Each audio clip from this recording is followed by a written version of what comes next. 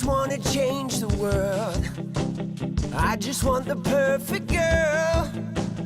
I don't wanna hang around, I'd rather be found.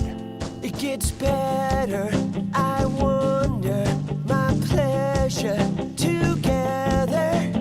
Everyone's waiting, anticipating.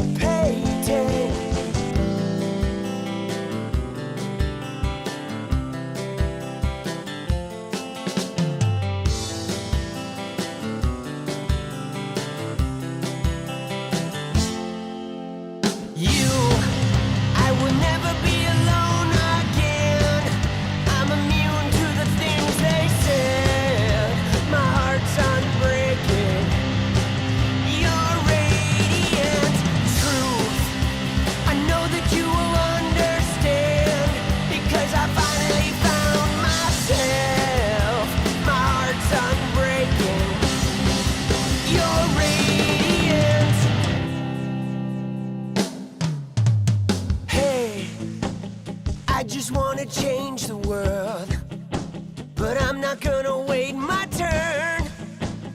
I don't ever want to come down, I'd rather be found. It gets better, I wonder, my pleasure together. Everyone's waiting, anticipating.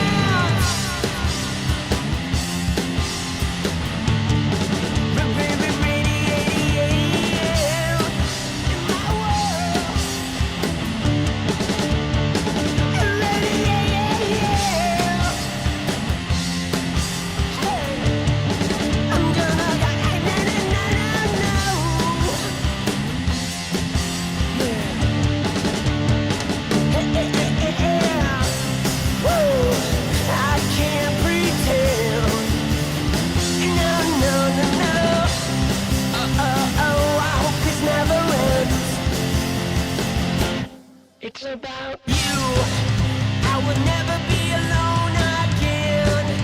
I'm immune to the things they said. My heart's unbreaking. You're radiant truth. I know that you will understand, because I finally found myself. My heart's unbreaking. You're radiant. You're radiant.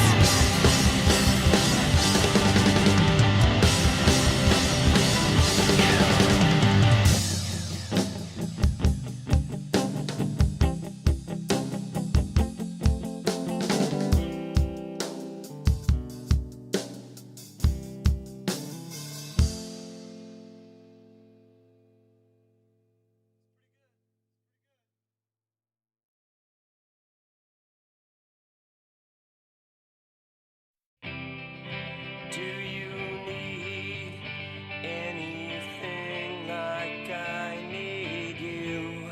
It's over. Do you need anything like I need you?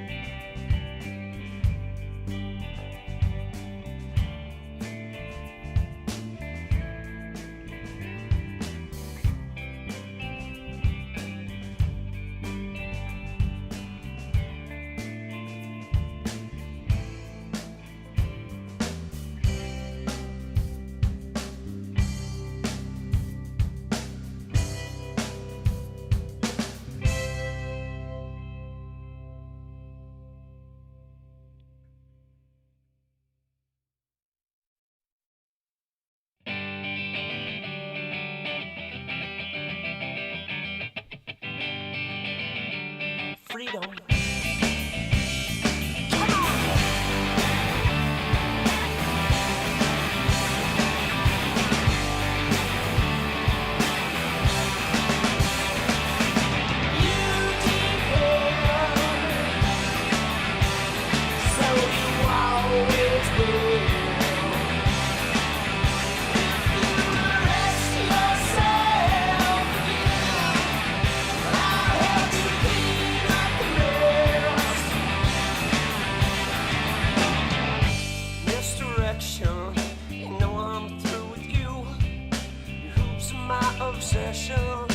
Always jumping through.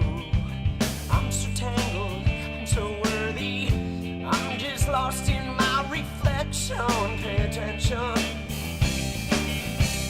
You never will.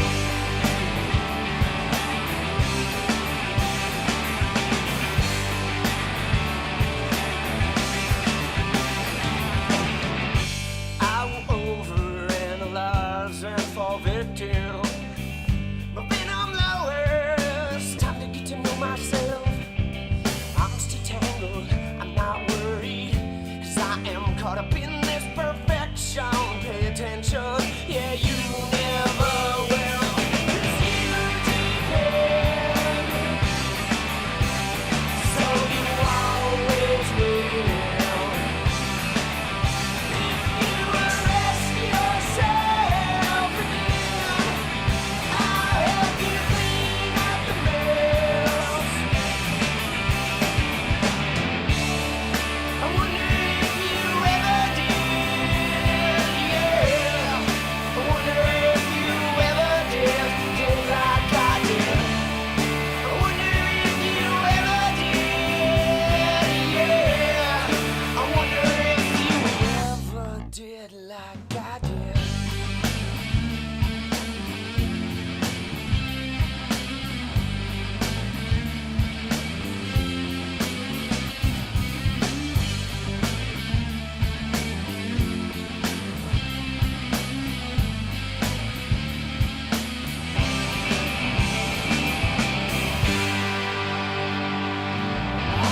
Just wanna be free,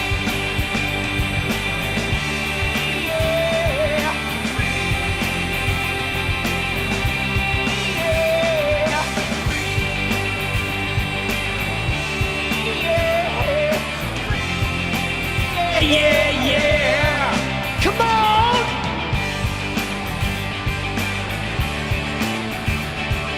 No, no, no, no, no, no, no, no, no, no, no, no, no, no, no, no.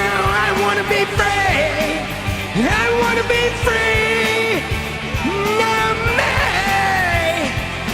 Free, yeah, yeah, yeah.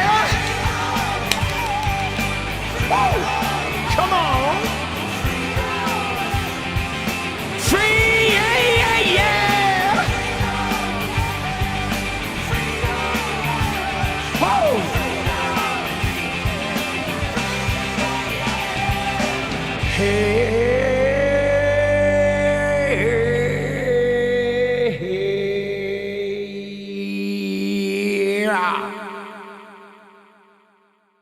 Oh, let's go. Dude, here, I'm gonna just let it play on while I fucking... Dude, we already heard that one. We already heard that one. Oh, there we go. Dude, free drinks, let's go. The CD's coming, don't you worry. Let me get my window ready. Can I make something good out of this? Can I make something good out of this? Chances are you will not be missed, 'cause you don't give a shit. Can I make something good out of this? You could be late, you could be true, you could be underneath my shoe. Sometimes you're the only one who's strong, and I'd be devastated if I'm wrong. I am the one you love to hate, but you cannot devastate. It will be interesting, I'm sure, 'cause I want more. There we go. Let's go. All right. Dude, I got my fucking teeth done today. Got my teeth cleaned. So my mouth hurts. All right? My mouth hurts, y'all. Oh shit, dude. Yeah, no, it is like, I mean, it's actually not that bad because I've been getting more regular teeth cleanings, but yeah, I did get my teeth did.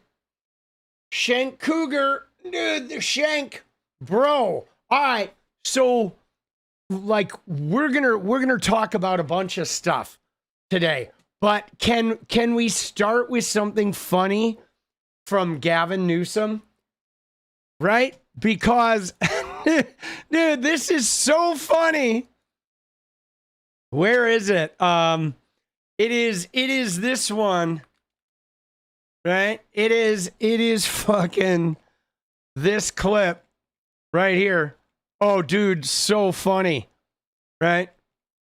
It is so funny where right here. Okay? Look at this. So we have this election on Tuesday. A big DSA election.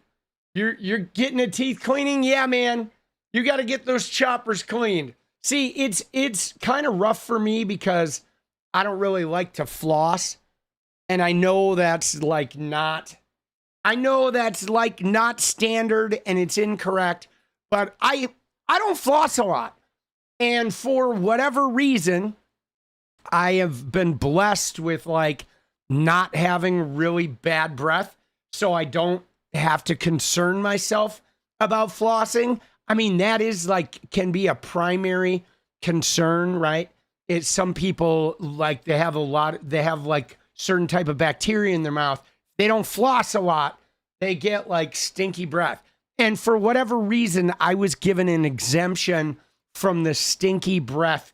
So I don't floss a lot. So every time I go in there, the dentist is like, they admonish me, and then my teeth hurt a little bit extra. But does he have a cool winery? All right.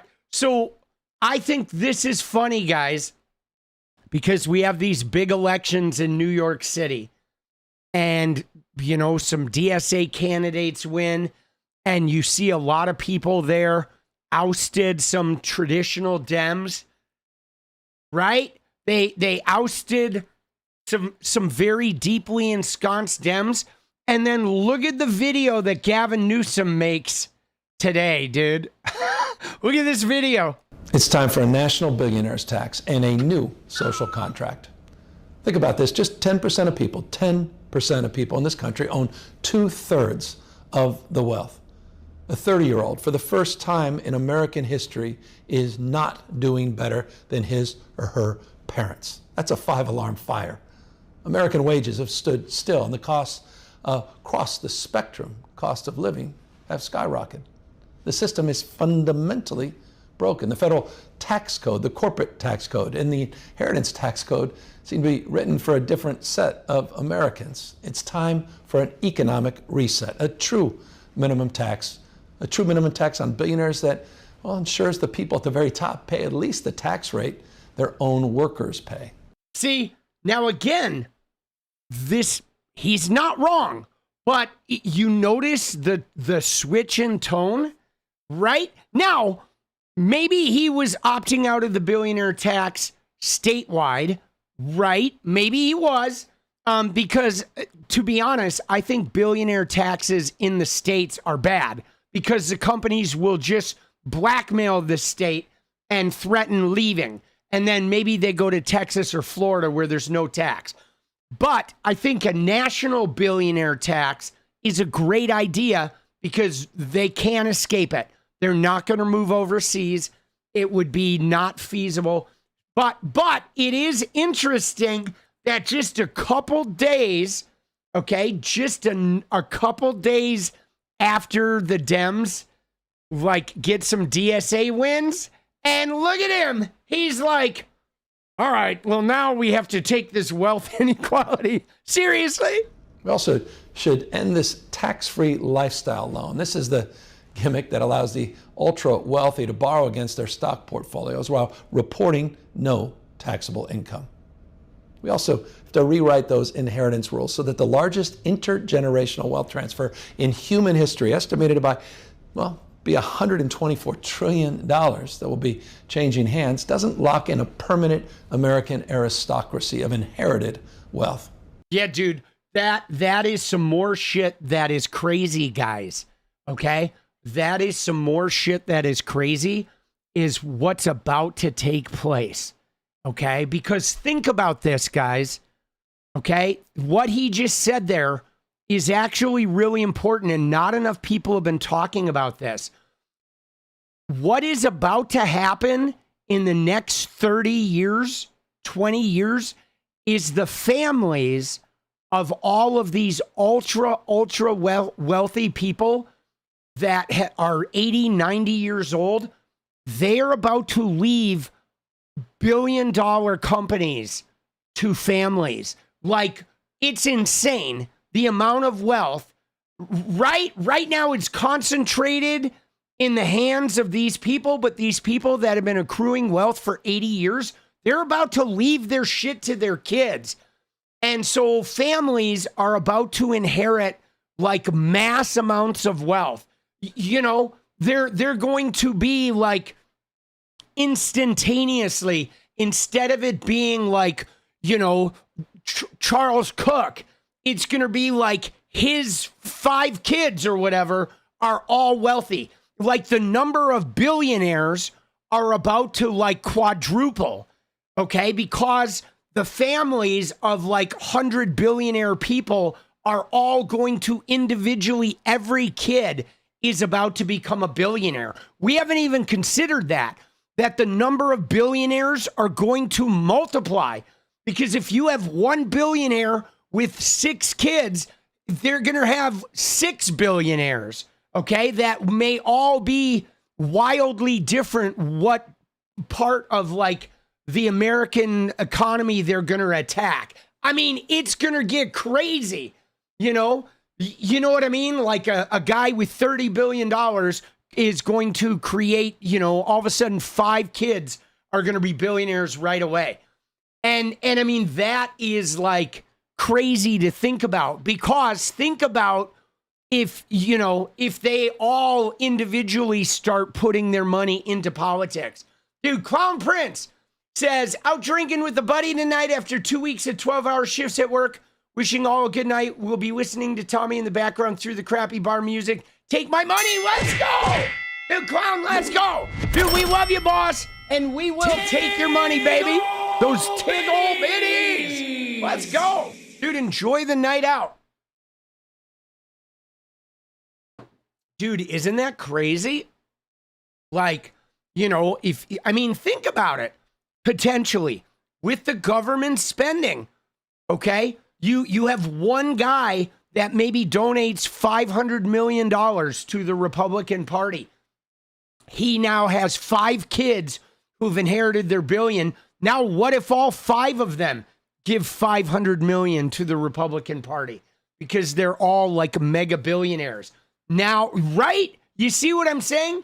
Or all 5 of them give 300 million each. Now you have like tripled the spending. I mean, it is crazy, guys. The death of like mega billionaires, and then it's spreading out.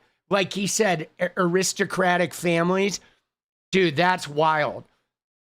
Because that's going to basically ensconce all of their children, you know, into this like high level. Like every generation where people with money die off, there's going to be less chance of anybody who's not in the wealthy set ever getting wealthy again, you know? And so that freaks me out a little bit. You know, it freaks me out a little bit to think that one day we may just have a 2-tiered society of like people with a ton of money and people with nothing that go to the camps. I mean, it could very well be like a Hunger Games kind of thing where there's only two, you only have two things. You have the wealthy and you have the fucking indigent, you know? So I don't know. The fact that there's about to be a massive wealth transfer is pretty crazy. It is pretty outrageous. Time as well to return to the pre-2017 corporate tax rates, and time to close those offshore loopholes once and for all. And as AI reshapes the country, every American should own a piece of the future it builds through a national public equity fund. Trickle-down economics, it's been a, nearly 50-year experiment that has failed. Record corporate profits flowed into stock buybacks and executive compensation. It's time to stop pretending otherwise. We're nearing the 250th anniversary of this country's revolution. The system the American founders built, Gavin's a populist now. was designed to prevent the concentration of power in a few hands. But we've allowed that concentration to happen anyway, slowly and in plain sight over the course of decades and decades. But we can reverse it. We can reverse it together. It's time to democratize the American economy to save our democracy. See, here's the thing, guys, because listen to me. Here's the thing, and hear me out on this. I think this is good because we don't know if we can trust this guy, okay? We don't. We don't know if we can trust him, of course, because he's flip-flopping from like hanging out with Charlie Kirk, oh, my kid loves you, to now he's a populist. However, every voice we have that isn't calling the DSA communists is beneficial, okay? Because right now we have all the Republican light AIPAC people like Tom Suozzi and the Promise America, the Promise to America. We're going to talk about them in a minute. We have those guys like saying, oh, let's return to nationalism and make healthcare affordable for all you peons. And like, forget these communists. They're calling people comrades and shit.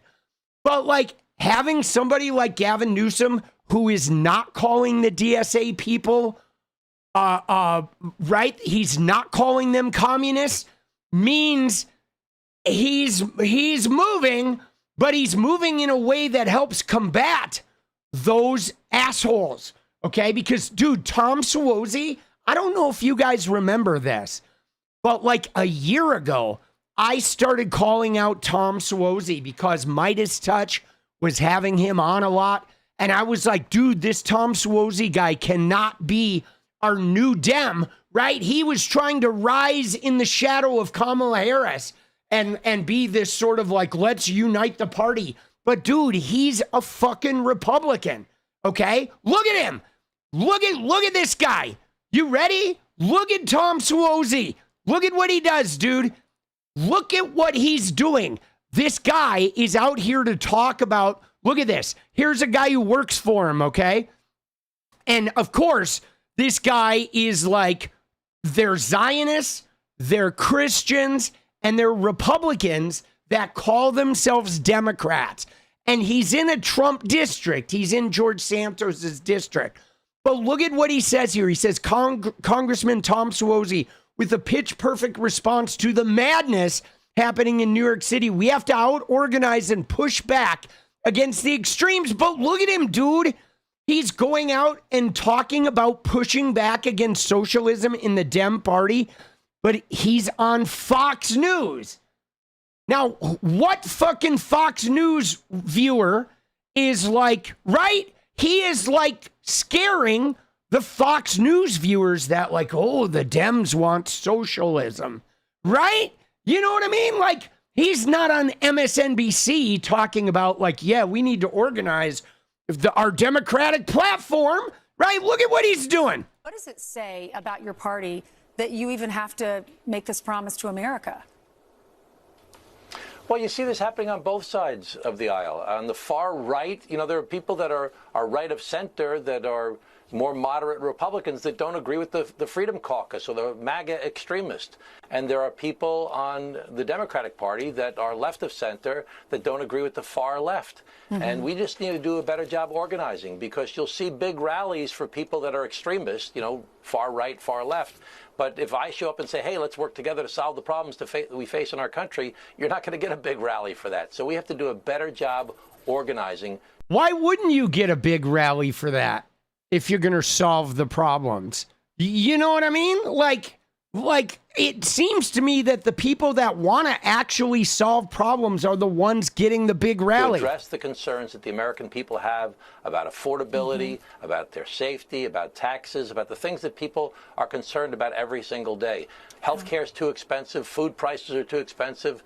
Your gasoline prices are too expensive. Let's work on the problems that really affect people's lives, and let's build a coalition of people that want to work together under some traditional values. Dude, again, this is a Democrat. Did you see the phrase he said there? On traditional values. This is a guy who's a Democrat, but he's not. Like, he's a fucking Republican that votes with the Democrats mostly, but only so long as the Democrats don't provide people health care. Like, the concept of making healthcare affordable. No, guys, we need healthcare to be like fully available. Okay, not affordable healthcare. None of us should be paying for healthcare.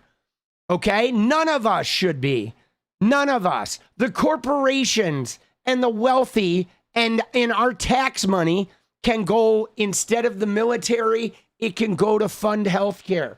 Okay, we should not be paying at all for healthcare, because if you have to pay for healthcare, that means the people who can pay a lot are going to get the good healthcare, and everybody else is going to get fucked. Okay, you know, but isn't that wild that because he started with this promise to America, and this shit started this morning, guys. I saw this shit, and right off the bat, dude, this shit is making me mad, boss. It is making me mad, dude. Look at what it says, okay? This is their shit, okay? They said, read our promise to America. They say America is stronger than our politics. Politics forces false choices between extremes on right and left. We reject them. Too many Americans have not benefited from the last half century of economic growth. But hey, guys, you guys, there have been no extremists for the last half century. So why did you guys not benefit? I'm going to show you who posted it. It's a group of centrist Democrats calling themselves the Promise to America. But again, we have not had extremists for the last half century. So why have people not benefited from the economic growth of the last half century? I'll tell you why. Because the centrist, meet in the middle only benefits the rich people, guys. Okay? Americans want an economy that lowers costs. Costs never go down under unbridled capitalism. That expands opportunity, right? And rewards the people who work hard every day. Americans want safe communities and institutions that solve problems. We believe in building more to lower costs and expand opportunity. We believe Democrats succeed when we speak to the whole country and value persuasion over purity. But what the fuck does that even mean? Value persuasion over purity? Like, this is coming from this group. Now, you have to ask yourselves why these people haven't provided this shit already. But this is the thing, the Promise to America, okay? And they formed this right away, guys. It is a group of centrist Democrats that made a website with more promises. But it says, we are capitalists, not socialists. We want safety, not lawlessness. Now, they're literally, guys, they are portraying the new DSA people the same way Republicans do. We are responsible, not reckless. No, you're not. We're $39 trillion in debt, you dumb motherfuckers, and we're spending endless amounts of money on Middle East wars. Okay, they say government that works, right? We are mainstream, not extreme. And then look at this one. Confident patriotism and national renewal. We are proud, not ashamed of America. Okay, this is their new thing. And then these are the people. Okay, Adam Gray, Tom Suozzi, Lauren Gillen, Don Davis, 𝗙𝗪𝗏𝗏𝗄 𝗠𝗆, Kristen McDonald, right? These are all unknown fucking people. You've heard of Goodlander, right? Janelle Bynum is a fucking Republican light. She's here in Oregon. But what's the one thing that all of these people have in common? You ready? Because look, 3, 6, 9, 12, 15 people signed this. But let's go see what they all have in common, guys. Okay? Let's go see what they all have in common here. Because this is not going to surprise you. Look at this. 10 of the 15 are in the AIPAC lobby to the tune of 4, 5, 6, 7.5, 8, 9, over $10 million, guys. Over $10 million from the AIPAC lobby, right? Which not only feeds it, I mean, and the AIPAC lobby, guys, essentially just feeds the military-industrial complex. It's not even just about Israel. It's about forever war in the Middle East. It's about Islamophobia. It's about like Christians, but they're a little less extreme. Okay, they're like, oh, we don't want to put the Bible in schools, but when the Bible is put in schools, they're not going to lay down on the tracks to fight it. And dude, look at this shit, though. That's what they all have in common. Okay, 10 of the 15 signatories are taking money from AIPAC, and 9 of the 10 are taking big money. Okay, big money, guys. All right, that is interesting, okay? That is really, really interesting, isn't it? You know what I'm saying? And like, what are they going to do though, guys? They keep talking about organizing. What are they going to do? They're going to go to people and say, hey, you guys shouldn't have healthcare provided to you. You should pay for it, right? You don't need higher wages. We need to lower costs, right? Dude, this is fucking bullshit, okay? And it says moderates strike back. 15 House Democratic members and candidates are signing on to the Promise of America, or Promise to America, a pledge meant to unite centrists and promote capitalism over socialism. But like, dude, this shit is clownery, okay? It is clownery, guys. And look at what they've been doing, though. You ready? You remember how I got really mad at the way AIPAC was gloating after the elections, and they were like calling out individual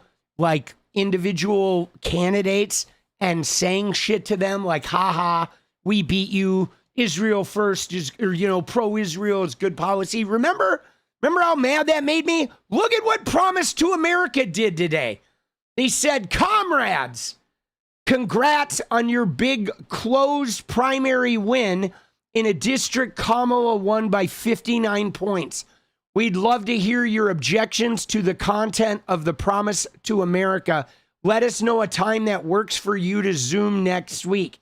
So they're calling them comrades, guys.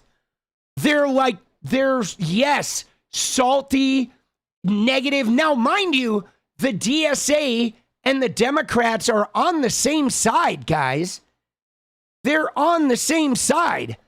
And they're calling their own side comrades after a big win, okay? And it wasn't just the Kamala Harris district win. It was Brad Lander, a Jewish guy who beat an incumbent, well-known Jewish guy, and Brad Lander in a district that was heavily Jewish, and he won because he opposed Middle East wars. So the Jewish guy that didn't oppose Middle East wars, the Jewish guy that wants to feed the war machine, lost in the Jewish district. But look at the hubris here, guys. Okay? You know what I'm saying? Dude, let's go. Elf says, I don't care what the talking points are. The USA needs a single-payer healthcare system. Yes. Yes, we do. Elf, I got something special for you, buddy. We're going to be looking at her later. Let's go, Elf. Hey!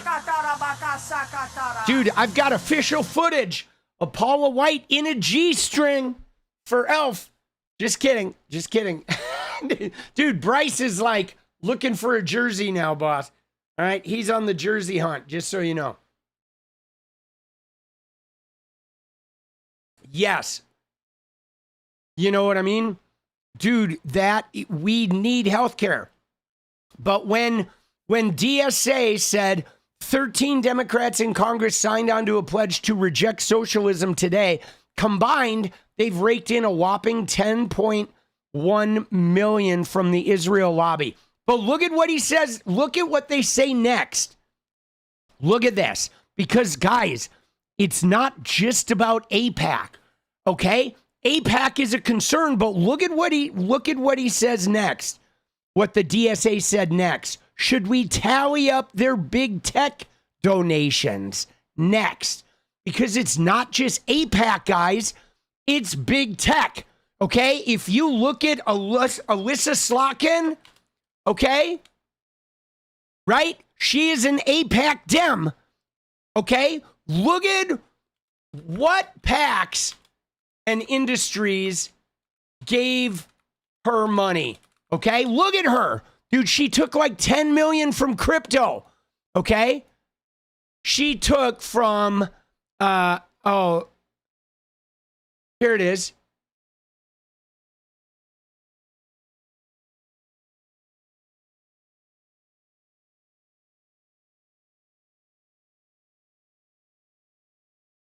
Look at this. Dude, look at what she took money from.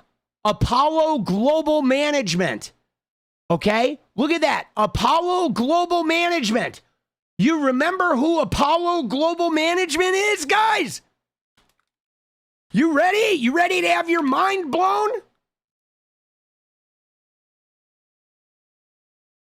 Look at that.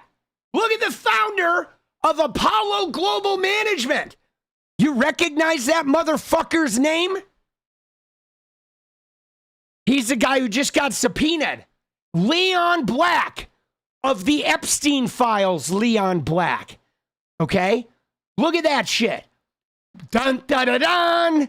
One of Epstein's big money guys, okay? One of Epstein's big fucking money guys is the dude who, these are the people that are giving fucking 𝗙𝗪𝗪cie𝗠𝗆 money, okay? Apollo Global Management, AIPAC, and how much did, let's find out. How much did 𝗙𝗪𝗪cie𝗠𝗆 campaign get from big tech?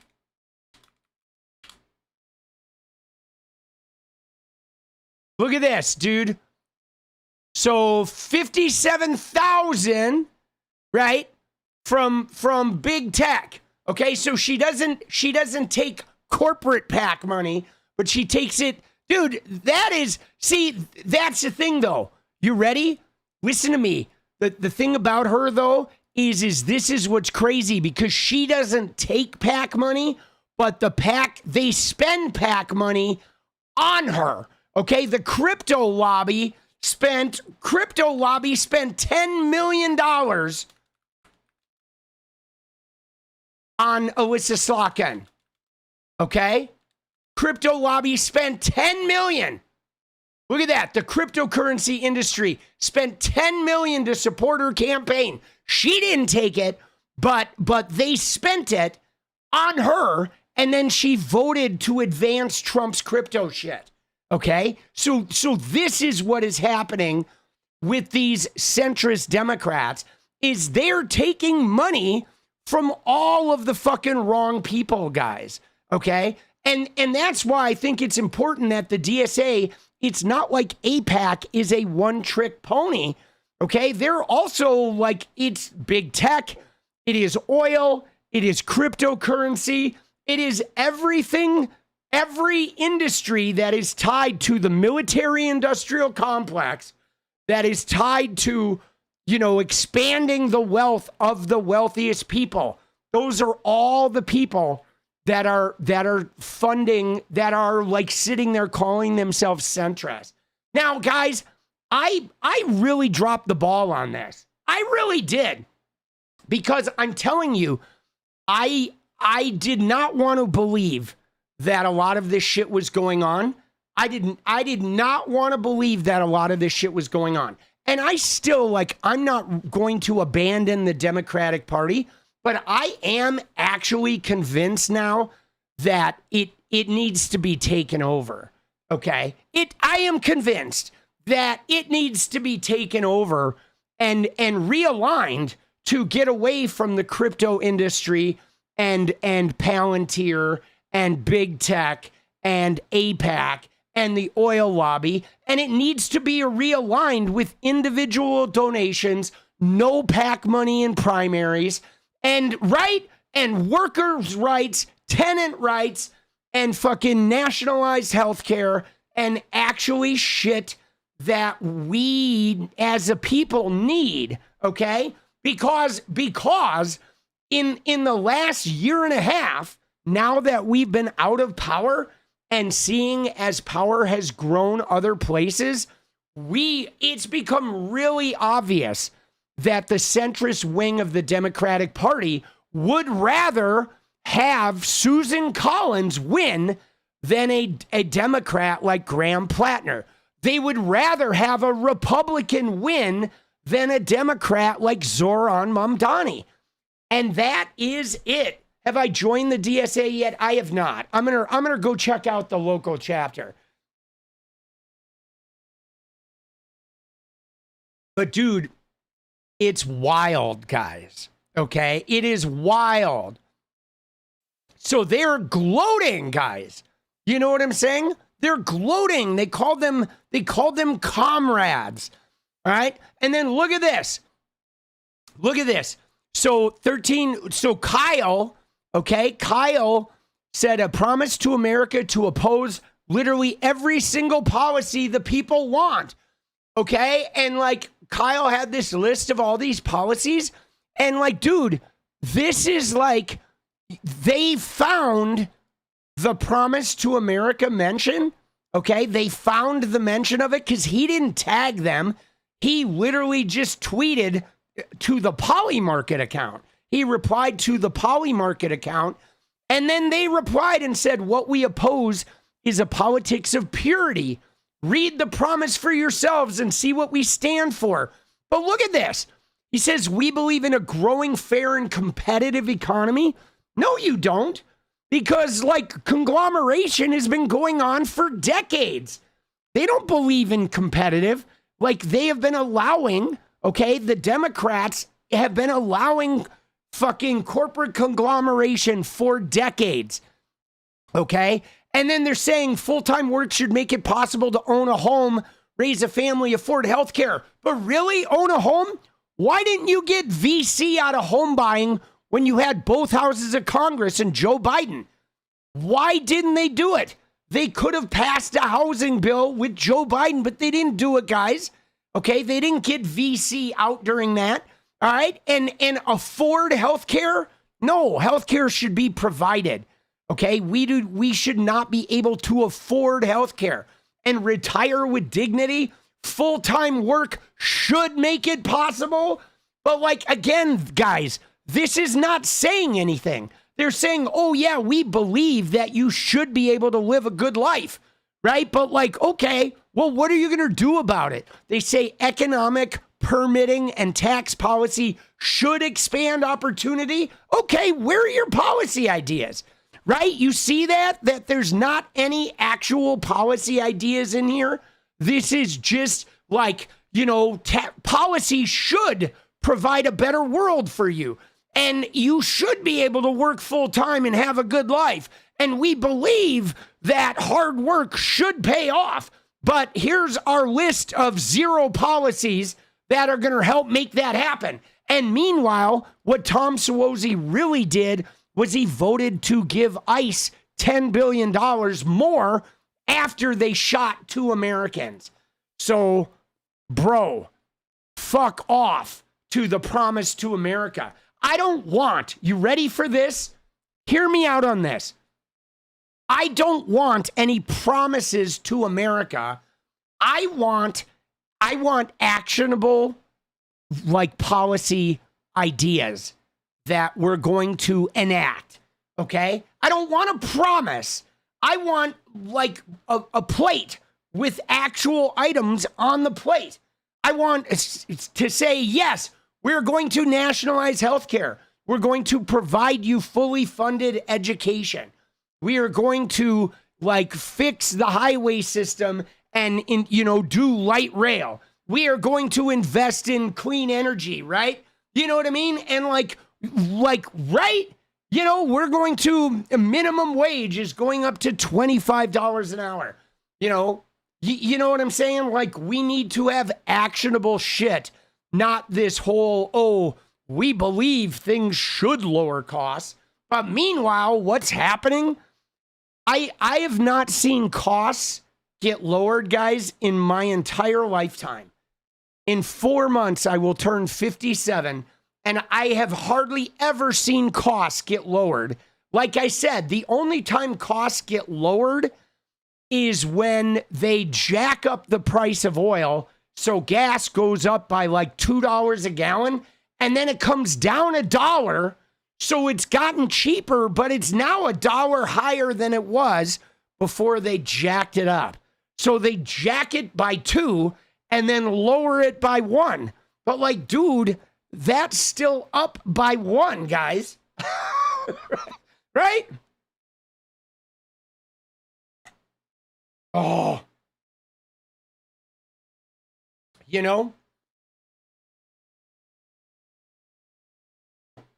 Dude, that's funny. In a zombie apocalypse, and every day is the stupidest day ever until the next day. Dude, yeah, no, I know. I mean, Woke Nate, between the economic crash in 2007, when all of these wealthy people bought up real estate too, right after the subprime mortgage crisis, after that, when everybody expanded their real estate empire, everything kept going up. And then the pandemic, they exploded like 5x, okay? Right? Dude, the last person who tried to make Israel lobby register, who was that? Who was that? Was that Massey? Right? Who was that? Who was the guy?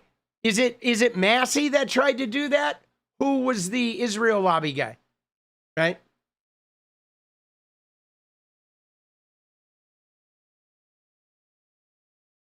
Dude, I don't know who you're referring to, but it was JFK. Oh shit. That's funny. Dude. Oh shit. Whoopsie. Dude, Zapruder. Ouch. Dude, ouch. Dude, and he got like Charlie Kirk, bro. Isn't that weird? Oh shit, dude. Dude, he got Kurt. Yikes. Yikes, boss. Oh.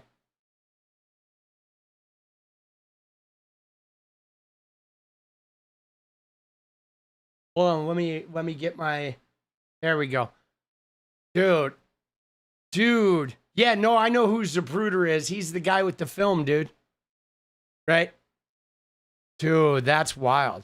Yeah, so this promise to America is fucking bullshit.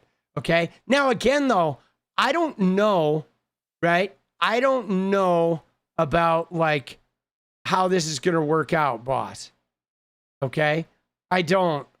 Dude, what the fuck is up with this woman, dude? Right? We need to reject extremes on both the left and the right. Dude, it looks like her neck is rejecting her fucking skin, dude. Jesus. Look at that, dude. Look at her, like, breathe.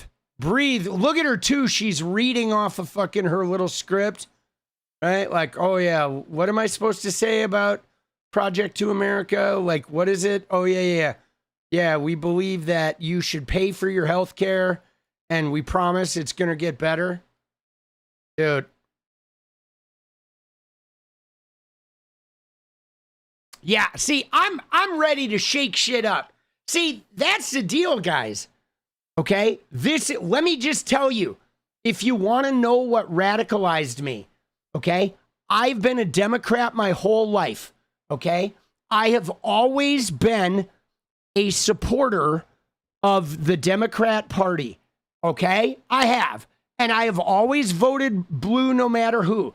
I personally, though, have always believed in something further left than the standard Democrat shtick. Always, okay? But I accepted that change is incremental and these things take time.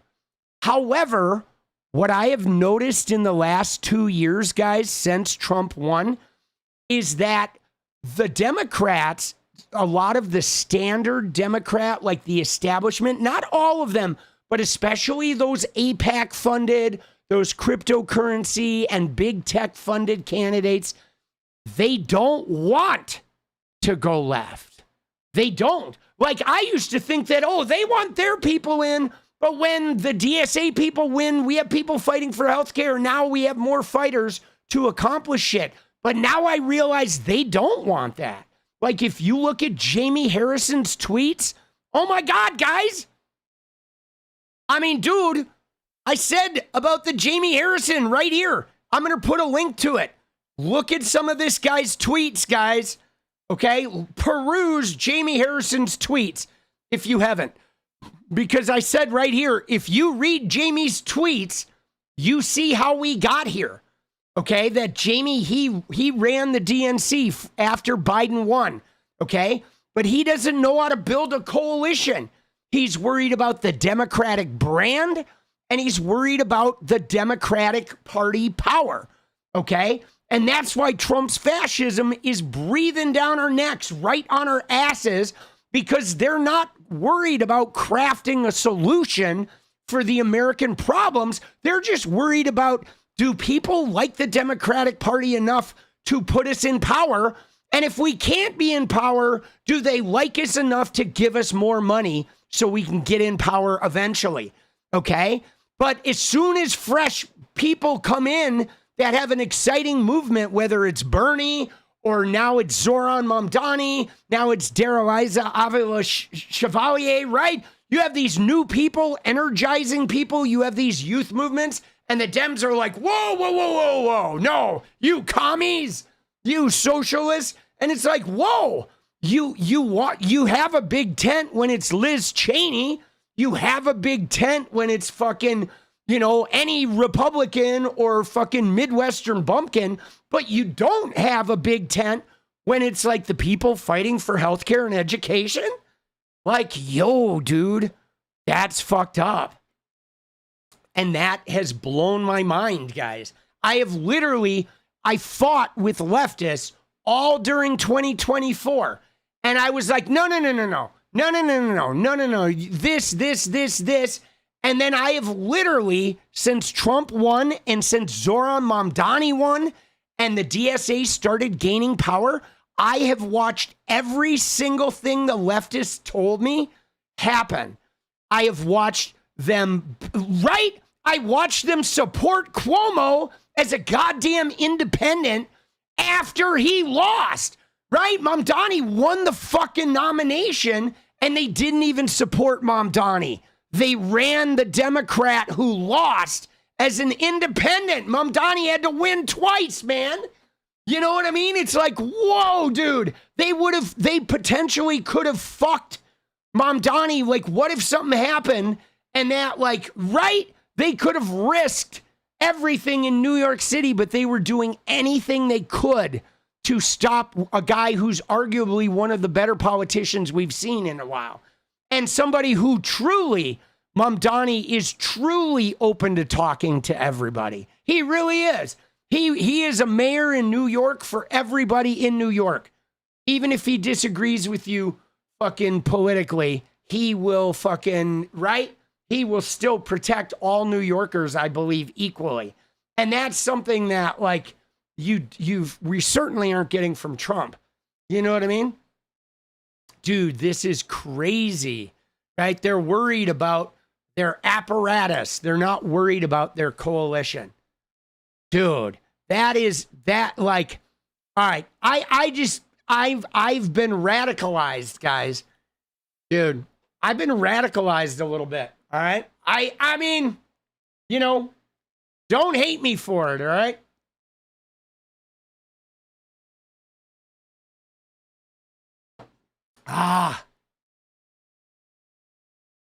Hold on. I have to do something for Jenny because give me a sec here. Every time Jenny makes a short that gets confetti, I film the confetti and I send it to her so she gets to enjoy, like she gets to see, like every time she has a short that is a 1 of 10 and she's at a retreat, but even though she's at a retreat, I'm still posting shorts she made. So I'm still sending her videos.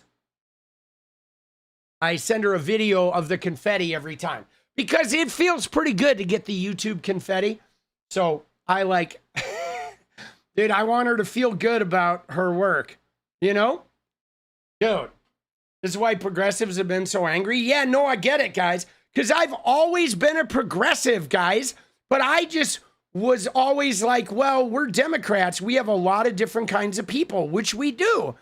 And like, but the thing is I guess I hadn't realized how severe the hatred is for progressives and progressive policies.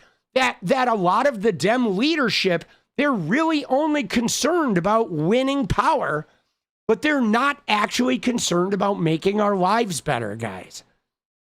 And that is now a huge problem for me because now we have to take that fucking party over. Okay, we do. We absolutely have to take it over. We do. Like for long-term change, we have to take it over. And not necessarily with like some individual, but I think we have to do it as a group, right? Dude, Elf, let's go, baby. He says, I know it's never going to happen in multiple life cycles, but the moment that we as humans get to a Star Trek situation where we don't need to have money anymore and we just help out humanity, that's the pinnacle. Dude, yes. Dude, Elf coming in hot with the tig old biddies. Dude, Elf, you're fucking, thank you so much, boss. All right, I saw somebody mention a goal.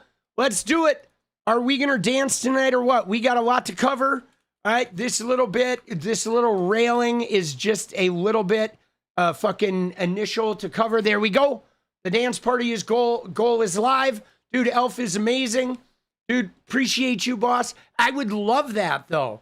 Like, can you imagine? Like, that's the way the world should be, where we just work on making the earth healthier, right? You know what I'm saying? You know what I'm saying?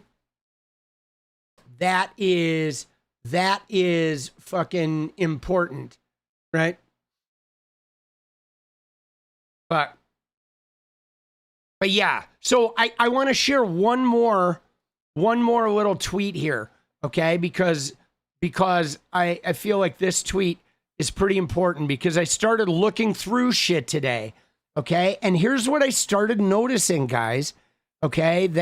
And I think this is accurate, that first off, if we look at the centrist Dems, okay, if you look at them, they are Christians and they are Zionists and they are mostly taking AIPAC money, okay? But the centrist Dems are Christians and Zionists, just like the MAGAs. They're just not severe evangelicals, okay? So they don't like want to put the Bible in class and they don't want to fucking, take away rights. But what happens is they claim to be about protecting civil rights, but they won't lay down on the tracks in order to stop it, okay? And in fact, when the rights get taken away, they say shit like, well, we shouldn't focus on the transgender issues. We should focus more on affordability.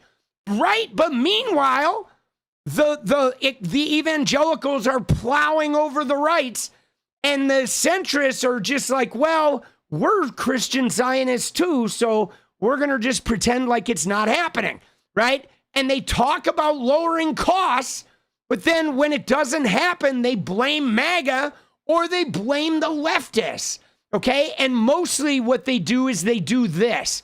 They always come up just short. Like, oh my God, guys, we tried to raise minimum wage, but Kyrsten Sinema said no.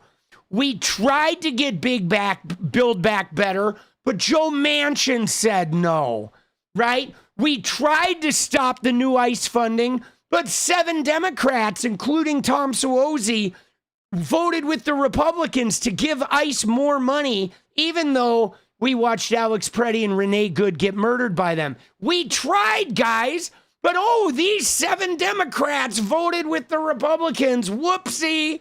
Sorry, right? They're always like just short, right? Yeah, we tried to do this, but John Fetterman sided with the other guys.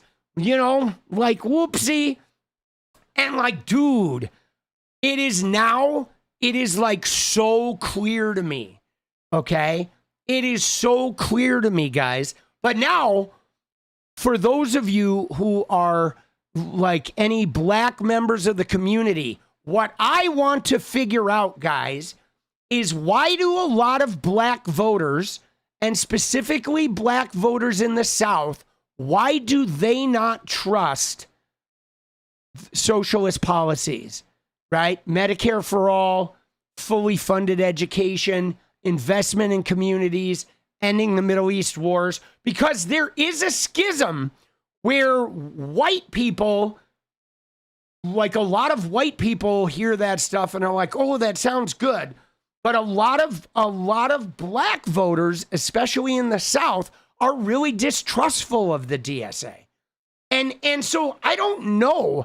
I mean, I think part of it is maybe because the traditional establishment Democrat Party are the people who did the Civil Rights Act and the Voters' Rights Act, that maybe they think that the Democratic Party is the one that has their real interests in mind, you know?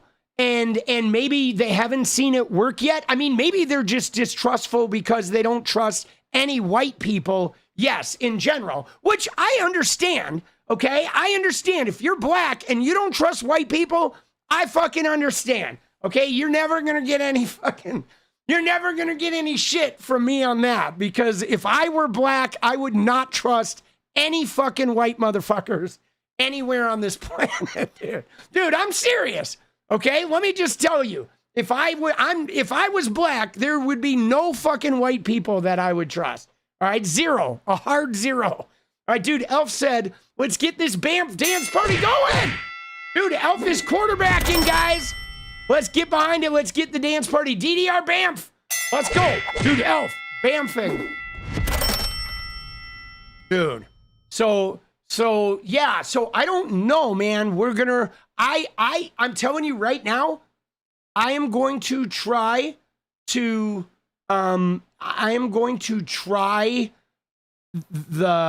figure out like how to communicate across that barrier, okay? Because I saw that too, guys, in 2016, okay? I saw that Bernie Sanders, it really spoke to the white working class people in the Midwest, but it didn't really speak to the black working class people in the South, okay?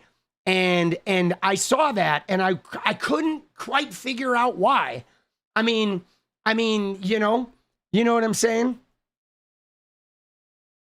You know, so dude, so I'm like trying to figure out like how to bridge that gap, how to like that, because I feel like it's a communication gap. Because you'll notice, guys, I don't know if you've noticed this, but a lot of the progressive candidates are people of color. And right? But a lot of the progressive activists and the people like working to get them elected are educated white people. But if you look at the candidates, most progressive candidates are people of color, guys. It's like wild, right? It's wild. The candidates are mostly people of color, and right, but the organizers are mostly, and the people like doing the canvassing are mostly white, right? The DSA has a lot of white people in it, even though the candidates are mostly people of color. But then there's this weird schism, right? And so I don't know. I'm gonna try and figure this shit out, right? And because they never want to talk about reparations, yeah, that could be it. That could be it. I'm sure that has something to do with it. But I'm gonna try and fucking, I don't know. I'm gonna try and figure out how to fucking communicate across those lines, right? Dude, I mean, Twitter is hard, guys. Twitter is really hard, okay? Twitter is really hard because there's so many bots, right? There's so many fake accounts. Like, you see people all the time who are like, oh, right? Like, I saw somebody who was like claiming that they're like, oh, look at this. They're like, progressives are filled with anti-Semitism. And they started showing these tweets that were so obviously from bot accounts. And I was like, dude, none of those accounts are from progressives. That's probably like fucking Malaysian bot farms pretending to be progressives. They have every progressive cause in their bio. And then they're saying like nasty shit. Oh, all right. You ready? Let's go, baby. Let's move it on. Dude, Elf says, I personally don't understand because I lived in Baltimore for a couple decades. Don't understand racial differences. Let's go. Dude, let's go, Elf. You miss Obama, dude? I miss Obama too. 60% eligible voters not voting. Yeah. And I mean, there's also, right? Yeah, no, I get that. What Ann Smasher says there. Ann Smasher says, I think black voters feel the benefits of socialism don't flow to them, and that if socialism shows up, that only the white people will get the socialism and that the black people will get squeezed out. And I totally understand that fear. I mean, dude, forever they've been getting squeezed out, And so maybe what we need is a combination of socialism and reparations, right? Think about a socialism reparations where we enact socialism, but we also do reparations. So instantaneously, the black population is able to elevate their financial standing and their generational wealth in like one go. And so like, it would be, that could be a combination, right? To native peoples too, you know what I'm saying? Yeah, no, Ozzy, I think it's very realistic of them to think that, because when you think about it, when have the people of color or not gotten fucked over? Like when have the black people not gotten screwed over? Okay, the minute credit cards were available to everyone, black people were charged twice as much interest. The minute home loans became available, black people were given crazy interest rates or no loans at all. Like they've always, or their neighborhoods have been like drawn around and redlined so they couldn't even get loans. So like, yeah, I mean, they have every reason to be fucking suspicious and angry, right? You know what I mean? So I don't blame them, but I would like to help solve, like bring those coalitions together. I would like to bring the DSA and the progressives and the black working class voters together. I would like to figure out a way to do that. You know what I mean? I don't know, man. I feel like there's a way, and I feel like there's a way. And I feel like if there's a way to figure it out, I'm going to fucking be the guy to figure it out. Dude, Falling Down was such a great movie. Like, holy shit, dude. I loved that movie. That movie was fucked up, bro. That movie was fucked up, but that movie was like all of us in the 90s, you know? You know what I mean? Right? And I mean, it's just, I feel so bad though, because the Democratic Party made these big moves in the 60s with the Civil Rights Act, the Voting Rights Act, and now like all of that shit is getting dismantled.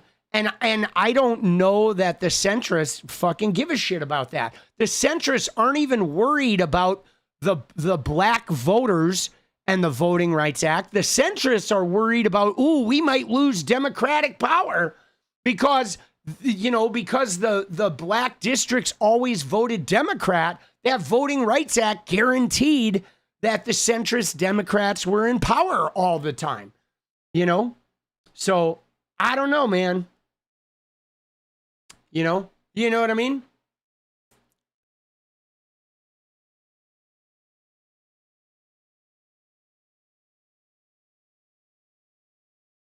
Dude. Yeah. Dude, yeah, I've been getting into discussions with people all day today. And like some good ones. Dude, Baltimore is not racist. It's usually politicians that run the city council, which makes no sense to me. Let's go.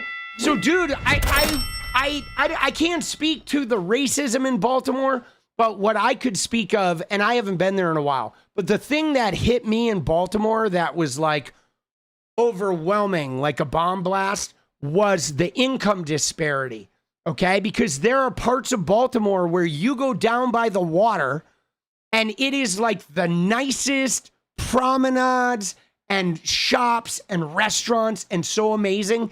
And you walk like 2 blocks away or 5 blocks away, and you are in an area that looks like no money has been invested in it, and people are doing drugs on the street, and there's a liquor store on every fucking corner. And it is like the people of color in those neighborhoods that are just ravaged, they can literally see all the white people, you know, 5 blocks away living it up on terraces and shit. And it's like, what the fuck, bro?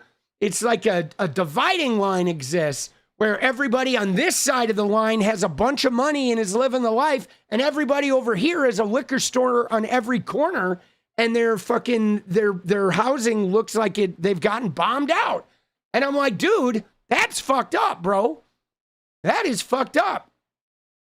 It's like that everywhere. I mean, there are, you know, there's definitely like segregation in neighborhoods for sure everywhere. But there are some cities where it's very, very pronounced. Okay, Baltimore, it's very, very pronounced. Cleveland, it's very, very pronounced. I mean, you go to cities, you know, you go to some of the bigger sprawls like LA, and there's like pockets. And New York is like pockets. But yeah, dude, liquor stores everywhere and a food desert. That too, dude. Right? That too. You know what I'm saying? Right? Is like, that's it too, the food desert. Like, you know, yeah. I don't know, dude. We got a lot to work on, boss. Okay? We got a lot to work on. We got a lot to work on, guys. But I don't know, man. I'm feeling pretty hopeful.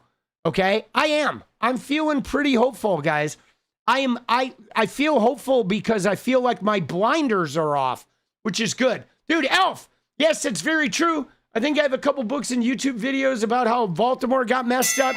Dude, David Simon worked at the Baltimore paper. Guys, we need 25 and 14. All right, let's secure this dance party, and then we're going to dive into some politics. Okay, we had a Confederate flag situation at Trump's fucking state fair, which is crazy, guys. Okay, already, day 2 of the state fair, and there's already a Confederate flag made an appearance. Dude, fuck these fake Dems, says Dark Wote Nate. Let's go. Then we're going to look at that. We're going to look at Paula White and Trump, okay? Then we have to look at the Epstein information with Leon Black getting subpoenaed. We already looked at the centrist shit, and then we have to look at some crazy Erika Kirk lies, some new Erika Kirk lies. I think Erika Kirk's been flapping her gums and fucking telling some lies, you know, right? So we're fucking gonna work on that. Right. Yeah, no, Ingrid, that makes a lot of sense. Yeah, no, that you guys are worried about getting left out and thinking that, like, not believing that shit is going to show up, right? You know what I'm saying? That is not believing it's going to show up for you. And so that makes, right? That makes a lot of sense.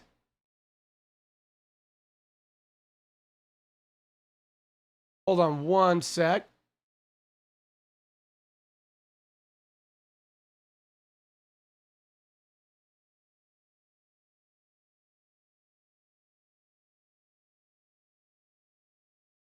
Dude, let's go.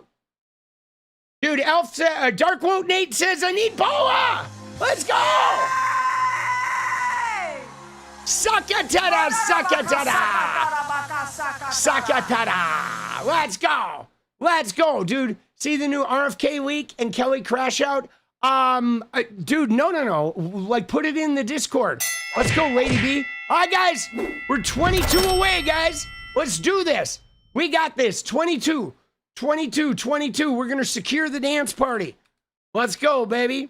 Dude, she loves to suck it to the... Dude, can you believe Paula White, though, guys? While we're fucking banging out this dance party, 22 and 11, we got this. Dude, I didn't even realize... I mean, I knew that she had walked away from some money, okay? But her church, dude, not only did it blow through all the money it raised... But they had, in addition to like $100 million they took in, her church had $29 million in loans, and they defaulted on the loans, and she just took off. And actually, Chuck Grassley led a Senate investigation for like 4 years, like 20 years ago, and one of the churches they were investigating was Paula White's church. But of course, they didn't find anything. I don't know how they didn't find anything, because they're just like money laundering machines. But like, dude, she fucking walked away with like millions. Links to both in the React channel. Let's go, Lady B. Like millions, guys. It is pretty crazy. And to my knowledge, though, hers was not, I don't think that church had any pedo controversies. I don't know about that. I have not researched the pedo side of that church. But those mega churches are essentially, what they do is they take in like hundreds of millions of dollars tax-free, and then the people who run the churches live this insane like luxury lives with private jets.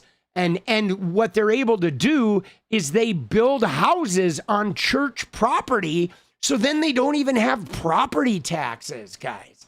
Okay, so they build these mansions on church-owned property, and they never pay any property taxes.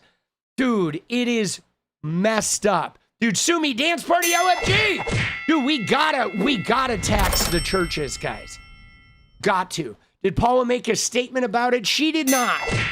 I'm gonna do a lot of research on that, and we are definitely gonna dig into shit. Okay? We are gonna dig into those mega churches. And especially, dude, somebody said Erika Kirk is gonna be in Washington, right? Is the YouTube counter working? It is. It is working properly, guys. 9 away, guys. 19 and 9. Let's go, baby. Tired of people lumping Ukraine and Israel. So I think the Ukraine and Israel are very different. And here's why. Ukraine was invaded. Okay? So helping Ukraine not be invaded by Russia right, that's different. They were invaded. It wasn't even like some missiles got fired into Ukraine. The actual country was invaded. Okay? And nobody's ever invaded Israel at all, ever. Okay, if anything, Israel's been taking everybody's land and invading all the countries. Okay, the Israel situation is like if we were sending money to Russia to go and invade Ukraine. That's what we're doing with Israel. Okay, they're very, very fucking different. Dude, Elf says, I still get free healthcare if I go to Johns Hopkins because I went to school there. That doesn't make sense because I paid $100K for 2 degrees. Everyone should have the same opportunity. Let's go, baby. Dude, you're right, Elf. Dude, but I mean, I guess maybe that's part of the $100K, right?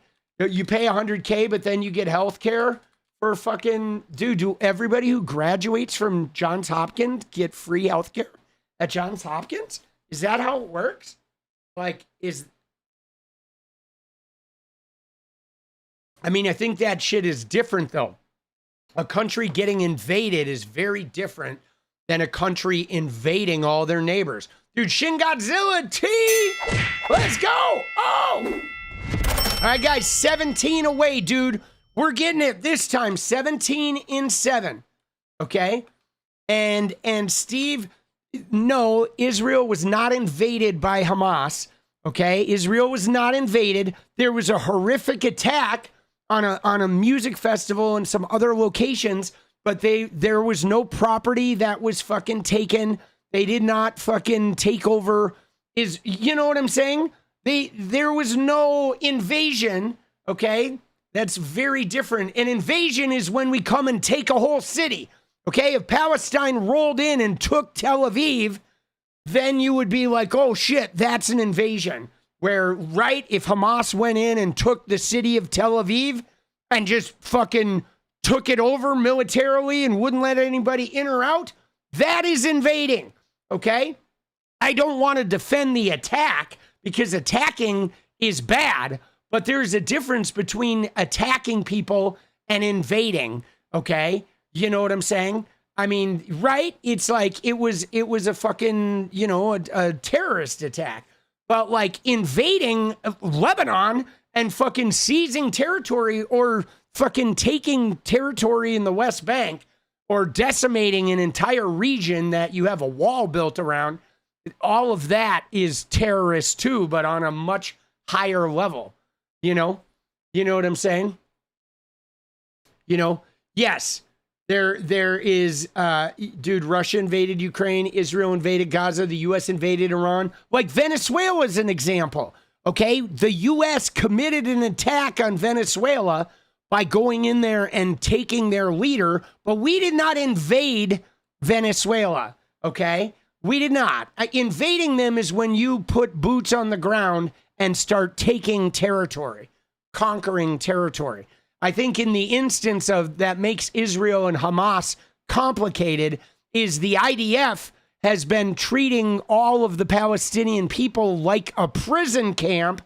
And so the people that are fighting against the IDF feel like they're fighting to not be an IDF prison camp. All right. That's the thing. They don't feel right. They feel very justified in what they're doing. And it's, you know, and I mean, I kind of understand why they would feel that way. If I were locked up with fences around where I lived and had people with guns patrolling the area I lived, I would feel oppressed. And if I lashed out at them, I would feel very justified. I mean, guys, I feel justified in lashing out against ICE and preventing them from taking immigrants, right? I do. I felt like the protesters against ICE are justified. Because ICE is being an oppression, a force of oppression, unreasonable. Let me see your papers, right? You know? And so, like, that's different than if we go and take Washington, D.C. and put a wall around it and say, no, this is our city now, right? The moment you graduate from Hopkins, you have free health care at any hospital or clinic that is owned by the school. Dude, that's crazy. Thank you, Elf. I didn't know that. All right, guys. Crunch time, boss. 3 minutes. We need 16, guys, in 3.5 minutes. Let's go.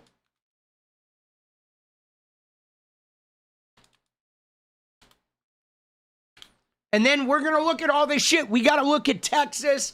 Texas has put the Bible in schools. Let's giddy up. Here's your taste, baby. Let's get it. Come on, boss.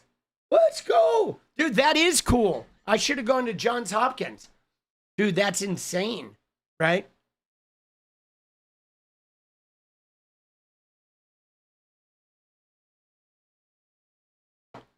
Oh.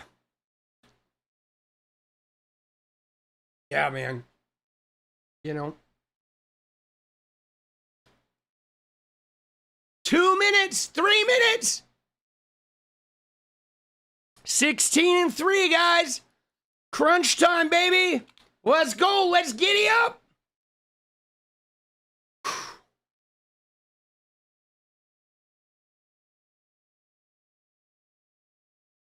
Oh.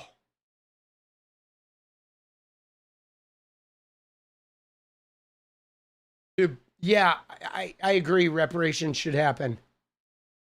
You know, dude, yeah, the Bible shit is crazy, guys. Dude, Dark Woke, Pine Box, let's go. Thank you, Dark Woke. 15, guys. Dude, we are officially halfway there, but it is crunch time now. Oh, shit, dude. 15-2. It's coming down to the wire. We're going to look at that. Dude, 14. Please prove me wrong. I don't want to miss the goal. Yes, no, Alpha, I know I don't want to miss the goal either. 2 minutes, guys. 14-2. Let's go, dude. Oh, shit, bro. 14-2, boss. Whew. So Louisiana already put the 10 Commandments in schools. 16. So Louisiana did start it. Their governor put the 10 Commandments in schools, and that was last year. So they were the first, was Louisiana. Oklahoma was going to buy Bibles, the Trump Bibles, but then, Ryan Walters, superintendent, got caught with naked pictures on his computer during a meeting with parents, and so they ousted him. And that thwarted the Bibles in Oklahoma. Dude, sue me, dance on the Pine Box. Let's go, guys. Last minute. We need 13, dude. I don't know if we're going to get it. We need 13-1, baby. Oh, shit, dude. 13-1. But so, yes. But again, all of this, though, comes down to the Department of Education. Okay? Trump dismantled the Department of Education so they could put the Bible in, and nobody's going to stop them. Because normally the Department of Education would go in and say, hey, you can't force kids to read the Bible. But Trump gutted it. And that's why. It had nothing to do with educational standards. It was exclusively so they could fucking put the Bible and all this other shit in schools. And Trump's DOJ will never go after the schools that are doing this. Okay? This is all part of the Project 2025 plan.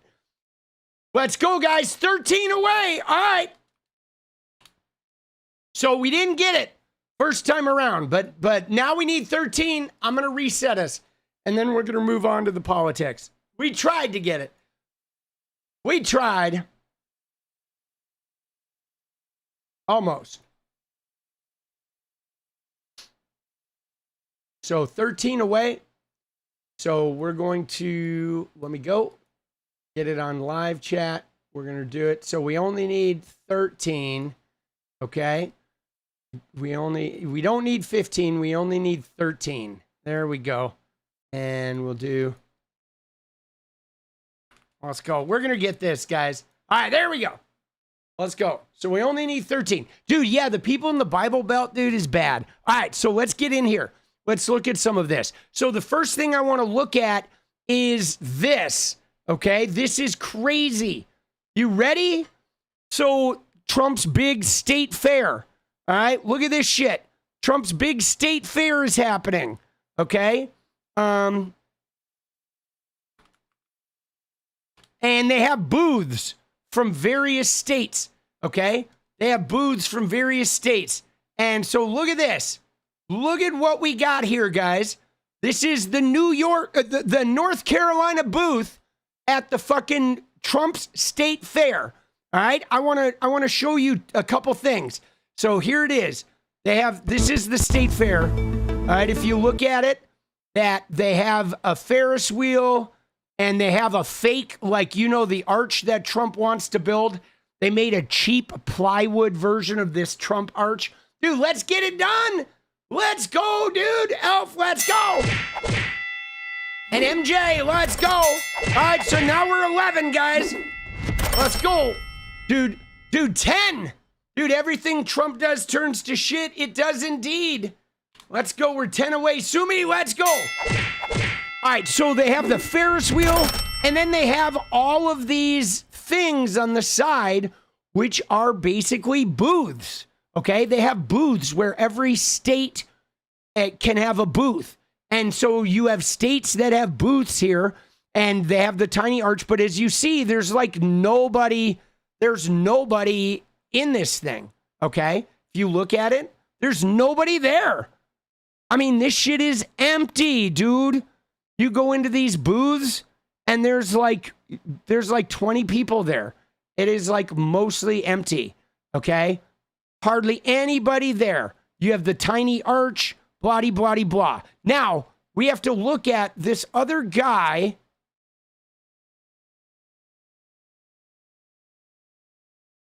All right, here's somebody. Here's a MAGA person. You ready? It is a very exciting day today. It's the kickoff day of the Great American State Fair down here on the National Mall, where the president will officially launch the Great American State Fair from the stage at 8:30 p.m. tonight, after traditional patriotic performances will begin at 6:30 p.m. Patriotic performances. Fair boasts what seemed like an unlimited number of exhibits, including state homes representing all 50 states that will be open for business until July 5th. All right. So they have the state booths. Dude, Scruffles, good evening, y'all. Let's go. Let's go, Scruffles. 9 away, baby. All right. Now, let me find the one that I was looking for. Let me find there was a guy from North Carolina. Okay, one of the senators from North Carolina did a little thing. Okay, here we go. You ready? This is the one. Watch this. Hey everybody, great to be here at America 250 States Fair, North Carolina booth. Just want to thank everyone that stepped up to make this happen. The folks at 𝗏𝗏𝗏, Richard Childress Racing, Mount Olive Pickles, a lot of private companies that stepped up to do this. Thank you so much for showing up, North Carolina strong. A lot of first in flight mentions in there. We've got an awesome state, and it's an honor to be here to participate. All right, so this guy, probably should stick to radio. All right. But look at this. You ready? Watch the fucking hold on. That was the one I wanted to watch, but watch this, guys.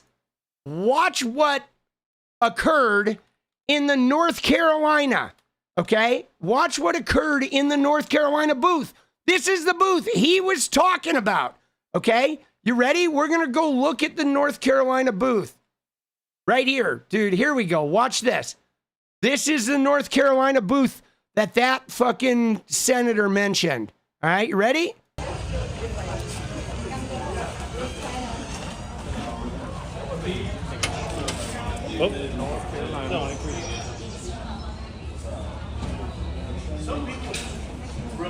Dude. Dude, what the fuck, bro? Look at that. There's the Bass Pro Shop car, and then look what's on the fucking TV set. Really good at it. They just like that.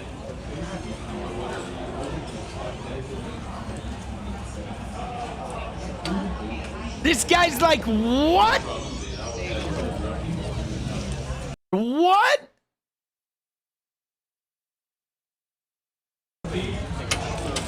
Oh. No, I agree. Some people really good at it. They just like that.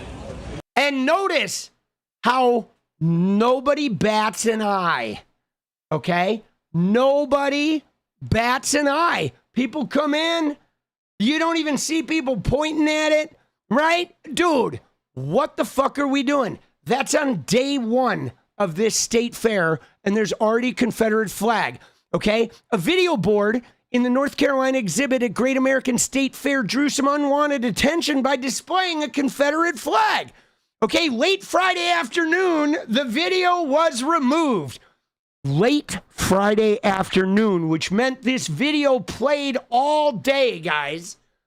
It played all day, and then it was late Friday afternoon when somebody finally saw it and was like, what the fuck are you doing? Right? I mean, dude, beyond everything with the, beyond the whole slavery and the rebel South, the Confederate flag is losers. Okay? They got their asses handed to them, dude. They're losers. It's a loser flag, bro. All right.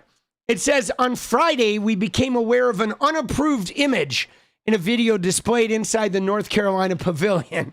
As soon as we were made aware, we immediately removed the video and began reviewing how it occurred. But here's the problem, guys. As soon as they were made aware, like this thing ran all day. Did it run yesterday too? Like, right? Like the people making this shit weren't aware? Like, come on, boss. Shit hell. As soon as our focus remains on celebrating America's 250th birthday and North Carolina's role in our nation's history of slavery, right? The state of North Carolina decided not to sponsor a booth at the fair, citing expenses, but several companies stepped in to sponsor the exhibit. So I guess the state hadn't funded this. It was private companies that did this. All right. Dude, Elf said, I hate the fact that Trump wants to copy the Arc de Triomphe. Yeah, dude, isn't that grimy? Dude, it's so grimy. And then we got Peter Stats, Paula. Hey! 7 remain, guys.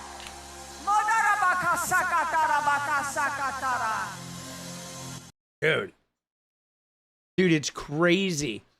So the governor's office responded after seeing the video, and a spokesperson said, this display does not reflect the North Carolina that we love. America 250 is about unity and bringing our nation together. No, it's not. Dude, that's some bullshit. Dude, it's about Trump's obsession with himself, okay? And glorifying this divisive Confederate symbol does the exact opposite. We demand the organizers stop dishonoring the flag of North Carolina. Dude, and Mount Olive Pickle Company said it will no longer participate. We were invited to participate in the North Carolina exhibit, and we agreed to be part. But now that the Confederate flag was included, we're opting out before our business tanks. Right? They're like, dude, the pickle company's like, yo, dude, nobody's going to buy our pickles. They're fucking tanking, dude. Let's go, dude, MJ. So they're out. Our company stands, and the pickle company says we've withdrawn. Our company stands on values of human dignity, opportunity, and freedom. Dude, but look at it. It said fucking May 20th, 1775 to April 12th, 1776. Bro, what the fuck, dude? Jesus, dude. Yeah, the Arc de fucking Trump's diaper. Dude, let's go. Elf! Fucking, I remember when I was growing up in DeKalb, there were multiple houses that flew the Confederate flag in the front yard. Oh, shit. Dude, that is nuts. Guys, so when I was a kid, okay, let me just tell you, when I was a kid, my dad watched the Dukes of Hazzard, okay? He loved the Dukes of Hazzard, mostly because of Daisy Duke, who wore the phrase Daisy Dukes, those short shorts. They call them Daisy Dukes because of the woman character named Daisy Duke in the show The Dukes of Hazzard. And it was about these two brothers that lived in the South and were always like getting in trouble with the cops. And there was a Confederate flag on the roof of their car. And this was a major network TV show, guys.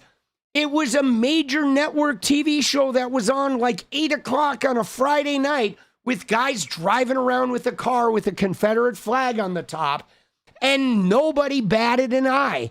like that sort of Confederate acceptance of America's racism and just flying that symbol around, nobody fucking cared. It was crazy.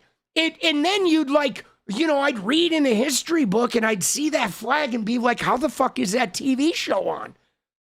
You know what I mean? It's like, bro. Now, I will admit that a lot of like Southern people were, you know, they're indoctrinated too. They were back then. Okay. So I think people growing up and not realizing used to be a little bit understandable, like that they could wake up and figure it out. But nowadays with the internet and shit, like, come on, bro, there's no excuse. Dude, it was Boss Hogg and Sheriff Roscoe P. Coltrane and fucking, right? And Cooter, wasn't it Cooter, the fucking tow truck driver? Dude, it was crazy. You know, it was just crazy. I mean, it was a good show, but like that flag didn't need to be on the car, guys. Okay? That flag didn't need to be on the car. All right, 3 minutes, guys. Let's go. Dude, where are we at? Let me find what our total is. 5. So we're 4 away. Elf said, I very much dislike that show. Dude, Petrazi says dance party. So we're 2 away, guys. We're 2 away. Dude, a bunch didn't fucking register, bro. Dude, what the fuck?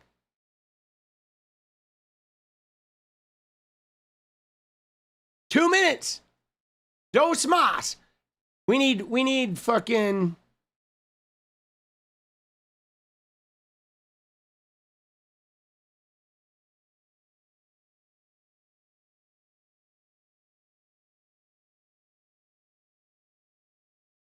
Dude, let's go. Dude, a little deja vu. Let's go. Dude, thank you, Night Gardener. One more, guys. I know it says 5 on there, but that's it. That's because of the counter. Let's go. Dude, we got it. The counter wasn't picking some up for some. But let's go, dude. All right, let's go, dude. Let's fucking go. All right, we could get 3 more in the next 2 minutes, and then the counter will reset too. If we want to go for fucking overtime. There we go. Shin Godzilla, turn this dance party out. Let's go. All right. Dude, Paula, what are Paula's thoughts on the Dukes? Dude, she likes him. That means 1 more, and then the counter will reset as well. Let's go. Run it up, baby. Dude, I was a television kid. So I grew up, you know, watching all of that shit. The Love Boat, Fantasy Island. Then we watched The Dukes of Hazzard. My dad watched Magnum P.I. I would watch all those shows with him. Cagney and Lacey, Simon and Simon, like, you know, Beretta. I mean, every cop show. He didn't watch like Hill Street Blues. He didn't seem to watch the really nationally acclaimed ones. He watched more of the sort of rednecky small town ones. The Fall Guy, Charlie's Angels, right? Fucking, you know, like all of that shit.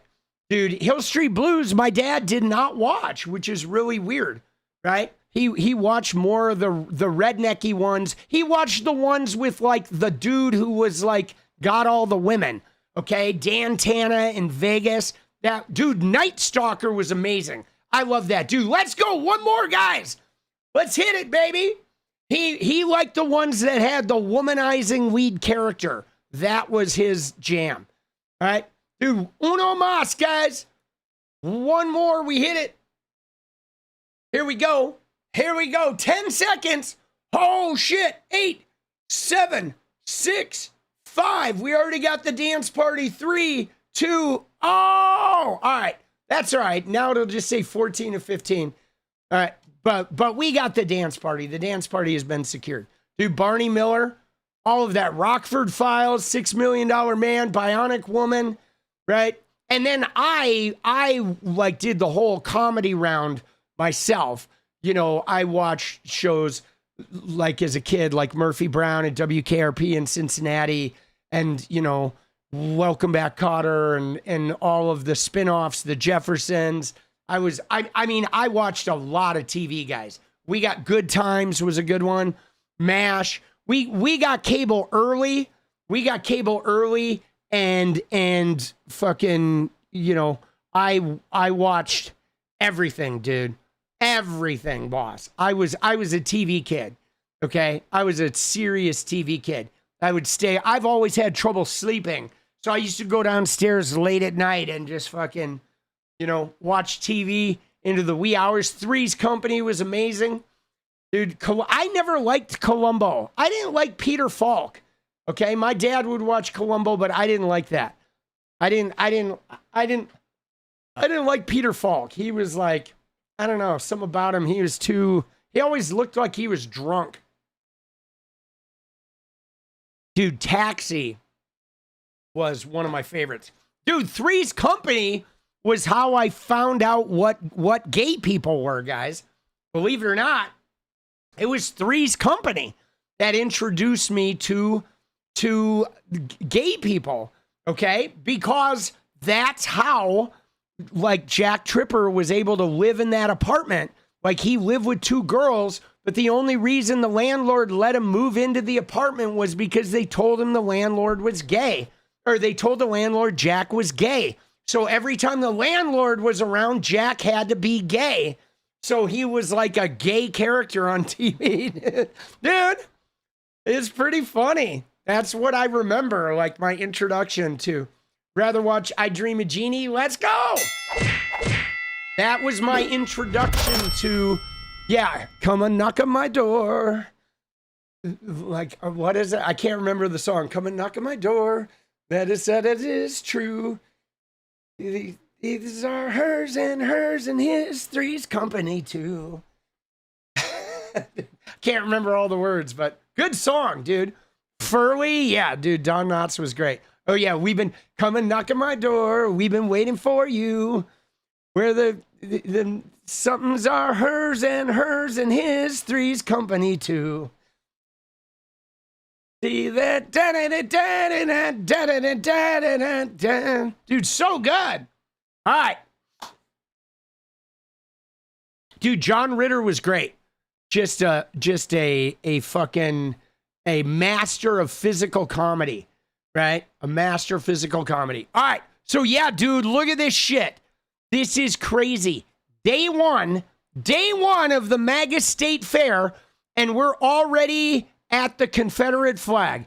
And again, nobody's batting an eye, okay? That's the shit that's crazy about this, is when he goes in, there's a bunch of people here, okay? And I guess they didn't fucking see it at first, but you look at them, they're staring at the Confederate flag. They're like, oh, okay. So it's this kind of party. Dude, Family Ties was great. All that shit was amazing. Dude, yeah, the state fair is fucking bunk, bro. Oh my God, dude. And look at this. They're like, dude, what an amazing tribute to our great country. Dude, 𝗙liche𝗹𝗹𝗪 says, what a great tribute to our amazing country. Yes, 𝗙liche. What a great tribute to the Confederate States, the United States of America. All right, what an incredible tribute. Oh my God. Brutal. Brutal, guys.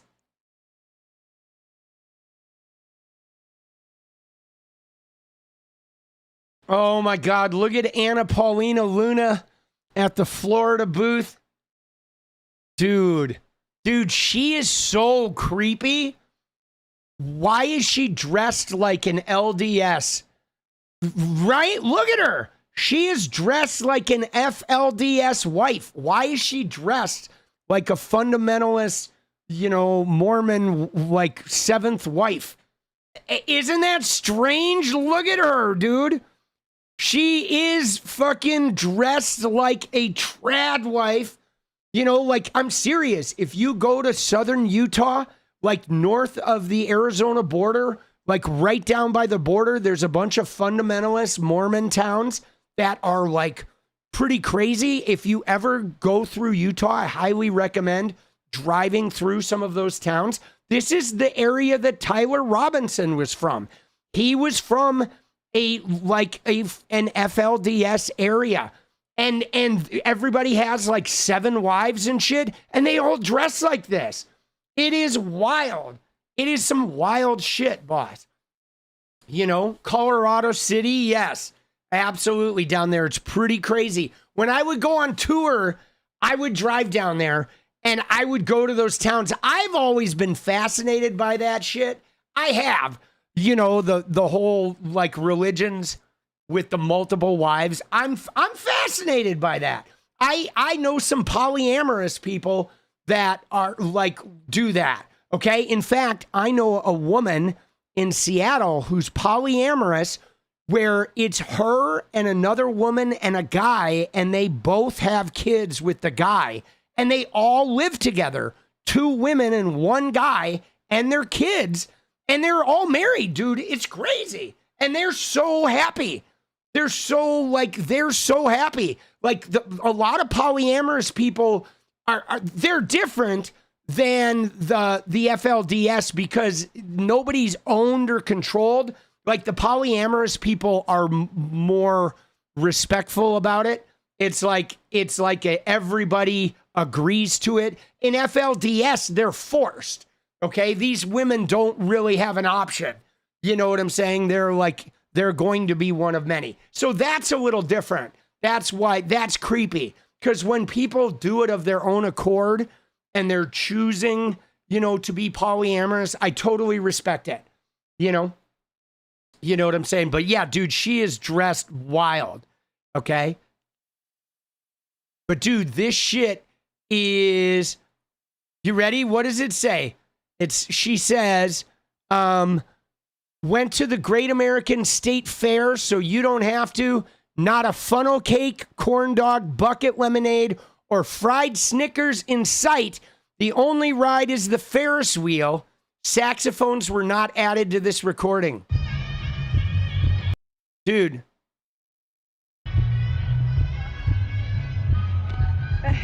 Dude, so what the hell, dude? There's nobody there, bro. Dude, there's nobody there. And I guess there's no, I mean, do they at least have cotton candy? Do they have anything? What are they even having there? You know, what are they even, yeah, no lemonade? Dude, it's like 100 degrees out there. And there's no lemonade at a fair. There's no corn dogs. Dude. What the fuck, bro? Dude, Pennsylvania and 7 other states decided to opt out. All right, so here's what we got. Here's the big video from the Freedom 250 group. I'm going to mute it. See, dude, this video's AI, boss. Oh my God, dude. The video is AI. Guys, this is an AI video of it is an AI video because look at the first thing you see. Is you see a guy with a fucking corn dog, but they don't have any corn dogs. They made an AI video, bro. Look at this shit. Look at how these people, dude. Hold on.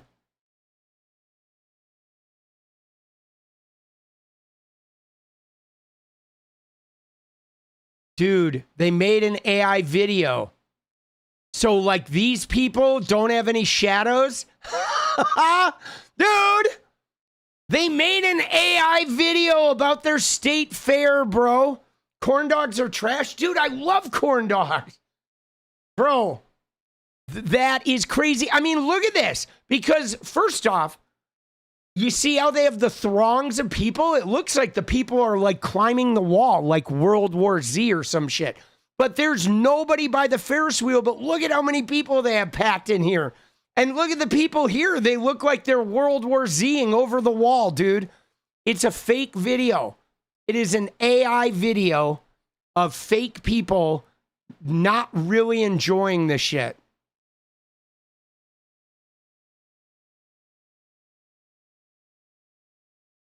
Dude, what the fuck, bro?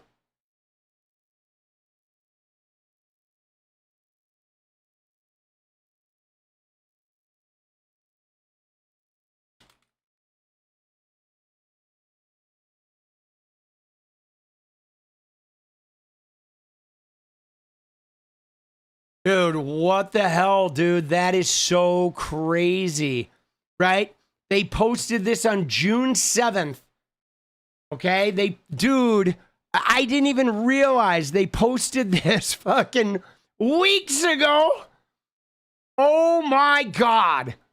And the reality is look at how diverse the crowd is in this shot, right? Where like half of the people here are black. Look at that. Nobody at this thing is black, right? There's nobody. Everybody are like Trump. They're like Trump inbreds, right? Dude, fuck, bro. Oh, Jesus. That is wild, dude. Dude, I'm a big corn dog lemonade guy, okay? Let me just tell you, when I was a kid, we had this thing in California called hot dog on a stick.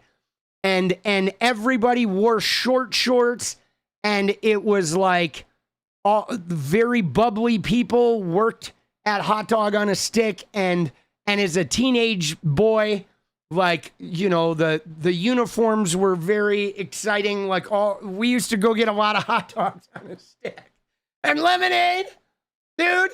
Oh shit. Cause they had the like, dude, they were like, everybody wore like short shorts. So like everybody was like, had a crush on the hot dog on a stick workers when I was a fucking teenager, dude. Dude, that was like, we were all like obsessed with it. But I like corn dogs. Oh, fuck, dude. That is crazy, bro. What a schlock. Dude, unreal. Is there still one? Oh, let's go. Yeah, no, there used to be one in the Lloyd Center.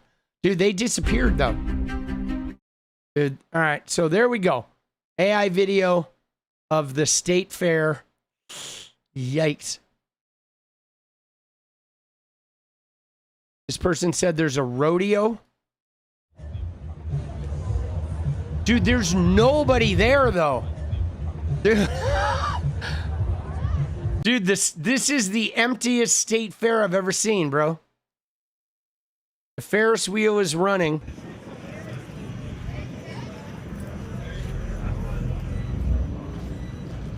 I mean, it just sucks.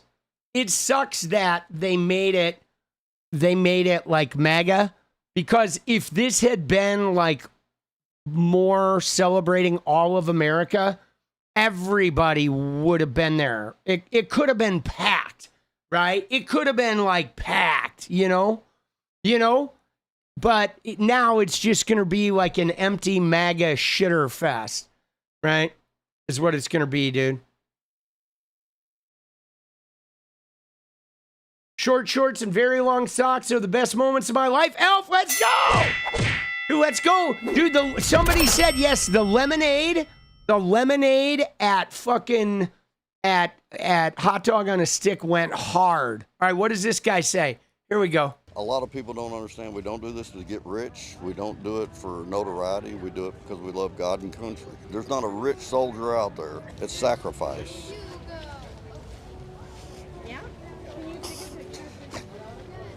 Time, body, emotion, your future. Dude, see, this is what they all fucking preach, right? And I'm not going to disparage veterans, okay? Because veterans, like people that do that, it can fuck up their life for life. I'm not going to disparage veterans. But I want to disparage this messaging, because this is the constant messaging we get from MAGA and from the Republicans and from the rich, where they say, you gotta sacrifice, right? You gotta sacrifice, guys. Give up Starbucks and Netflix. You gotta sacrifice. And it's like, bro, we shouldn't have to live a life where we spend our whole lives having to sacrifice. You only get one go on this planet. We should be fucking reveling, indulging, spoiling ourselves and our children, and fucking tasting everything there is in life to offer. This idea of like sacrifice and squirrel away your money and then you die when you're 45? Like, fuck that. Dude, the concept of working your ass off and sacrificing is bullshit. Okay? Fuck that. I will not sacrifice. I'm gonna fucking be a hedonist. I'm gonna celebrate. I'm gonna suck the marrow out of life and fucking do everything and try everything and fucking, you know, like get out there and live it up. Okay? Dude, I don't like that concept because while you're sacrificing, a bunch of capitalists are hitting the cash register in your name and they're out there like snorting cocaine off a, you know, an escort's boobs, right? They're not sacrificing, okay? A bunch of working class people are sacrificing while the rich people are living it up on their dime, you know? And so, I mean, that doesn't mean you shouldn't be like, you know, aware of your finances. Okay. I'm not a good financial counselor though, because I spend on credit cards and I don't live inside my means. I never have. And I don't worry about it. I live like the rich people do on loans, but via credit card. Dude, but like the wealthy, you know what they do, guys, is they take loans based on their stock portfolios so they don't even have an income. And then they don't pay any taxes. They're just taking loans on their assets. And that's right. So they're like living on free money, guys, and living tax-free. And I don't think you should be able to do that. I don't think you should be able to take out loans on your stock portfolio unless you're fucking actually starting a business or some shit. I think that's way out of control. Like the rich people shouldn't be able to live on loans, right? So Maine didn't do it. Maine did not take part. Okay, so several states didn't take part, right? And they said here, food has lost power. Food hall lost power. They have food, but all their ice cream melted. Dude, the food hall lost all their power, guys. Right?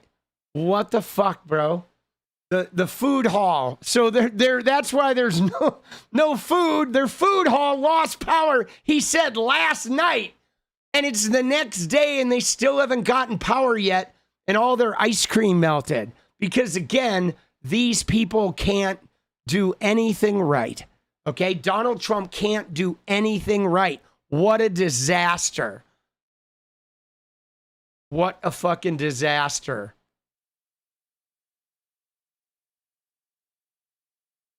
Look at these freaks, dude. Oh my God.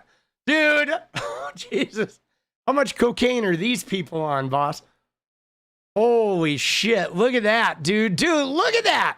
They all look like they're fucking tooting some blow, dude. Look at that shit. Except Oz. Oz looks like he's blazing. But dude, Mike Johnson and Cash and these women look like they are high as fuck on some of that cocaine, bro.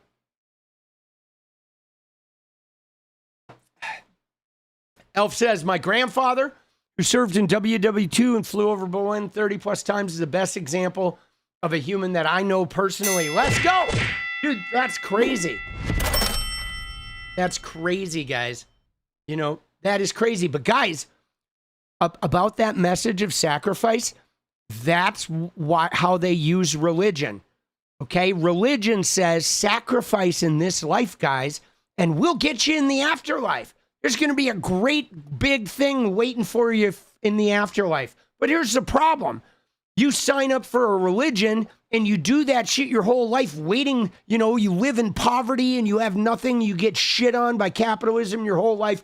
But man, they got me in the afterlife. Then you're going to die and you're going to find out there is no fucking afterlife, but it's going to be too late to get your fucking life back, boss. Right? So they throw in the scare. Well, if you don't do this, then not only will you not get the good afterlife, but there's going to be gnashing teeth and hellfire. So you better sacrifice and submit. And so let us get rich off of you. So here's a Bible and here's a gold watch after you work 50 years and no, you're not getting health care. I'm gonna watch you die.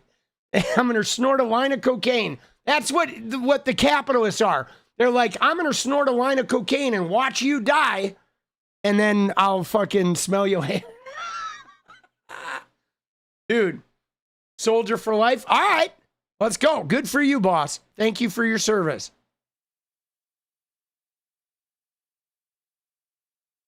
Right? So, yeah. So we do have a Confederate flag, and we have...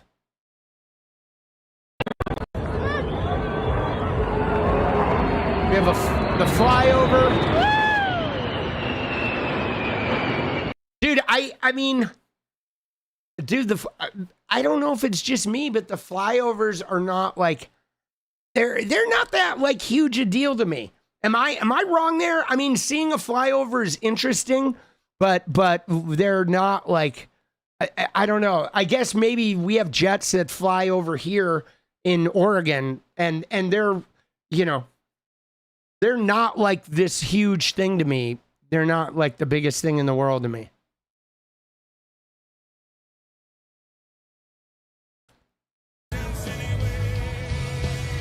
But dude, look at this though. Look at this fucking, right? Look at this crowd, dude. What the hell, dude? Look at homie's got his pants like fucking crisscross and shit. Right? Look at his pants, dude. They're like, he's wearing them like crisscross with the fucking cowboy hat. Oh, Lord. Or is it, oh, it's a show of power. Yeah. Everybody jump, jump, jump. Dude, there's nobody at this thing. All right.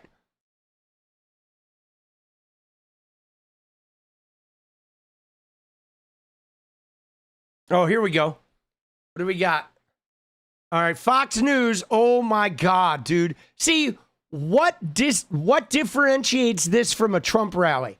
Okay? Dude, I like air shows too, right? The flyover though is like at least have them do some shit, you know, have them fucking, right? But look at this. Dude, this is a Trump rally. My grandfather never was shot down, but unfortunately he passed by an aneurysm. Oh shit. How old was he, Elf? Well, let's hear these guys. All right, let's hear these fucking great patriots. It's once in a lifetime. I mean, our president is once in a lifetime. Nobody works as hard for America as he does. I mean, the things he's accomplished, it's crazy. And I mean, just in 2 years, he's outdone everything. I mean, everything they've thrown at him, he's been able to overcome and handle. Dude, name 3 things he's done, boss. Right? Dude, is he gonna name all the things? You know, he said all the things he's done, but I'm not gonna name none of the things he's done. But man, the things he's done, he done a lot of things. Let me, oh, you want to know the things? Well, he did that one thing, and he did that other thing, and he did all them things in between that one thing and the other thing. So that's a lot of things. I've never seen a president do that many things. Right? And have you met my wife and my sister? And my wife, they're both right here. Here's my wife and my sister. That's Mary Jane. And Meemaw's over there sucking on a bottle of Jameson. And yeah, she's the one with the pacifier in her mouth. That's Meemaw. Meemaw, she likes Jameson. You know, she likes that foreign shit. But, you know, we let her. We're a diverse family. So she fucking has a pacifier soaked in Jameson. To me, it's to be here to celebrate the 250th birthday of our country and our freedom, but it's also to celebrate the freedom we have in Jesus Christ. Because of President Trump, we still have our freedom as Christians. Because of President Trump, we still have our freedom as Christians, guys, because Before Trump, Christians in America had no freedom, guys. Dude. Wow. Our freedom in Jesus Christ, dude. He created Christian freedom. There was no Christian freedom until President Trump came in. Now we Christians, we got freedom. Before that, every time I wore a cross, they took me off to jail. I had to go to jail every time I wore a cross. Every time I said, praise Jesus, they took me to jail. That was, and Christmas was illegal. We weren't allowed to celebrate Christmas. And we weren't allowed to celebrate Easter. I mean, I know that, there are a bunch of newscasters with like ash marks on their head and shit, but that's not really a celebration. That's more like, I don't know. They snuck it in there. Dude. Oh, shit. Dude, look at them, dude. Jesus Christ. Bro, oh, Lord, bro. It's like I look at them and I just think, Jesus Christ. Maybe that's the Spirit of the Lord. Yo, what is up? Political punk here. Oh, Jesus Christ. Every time I look at these people, all I can think of is Jesus Christ. Is that the Spirit of the Lord? Do I feel the Spirit of the Lord? So I also feel like I'm gonna vomit. Is that the Lord? Oh, Lord, have vomiting mercy. Jesus. Dude, I can't bear to look. Dude, shit. Dude, please, nail me to the cross right now. All right, fuck you. Bye-bye. Oh, Jesus. Dude, now, what differentiates this from a Trump rally, dude? Because of President Trump, we still have our freedom as Christians. Oh, Lord, have mercy. Oh, my God. Billy and Dorothea explain why they traveled from North Carolina. They went from North Carolina to see the Confederate flag at the Capitol. Right? The freedom we have in Jesus Christ. Well played. Dude, this is funny. This is a Christian nation. Hold on. I got to do something here, dude. You ready? Right here. Here's what I do, guys.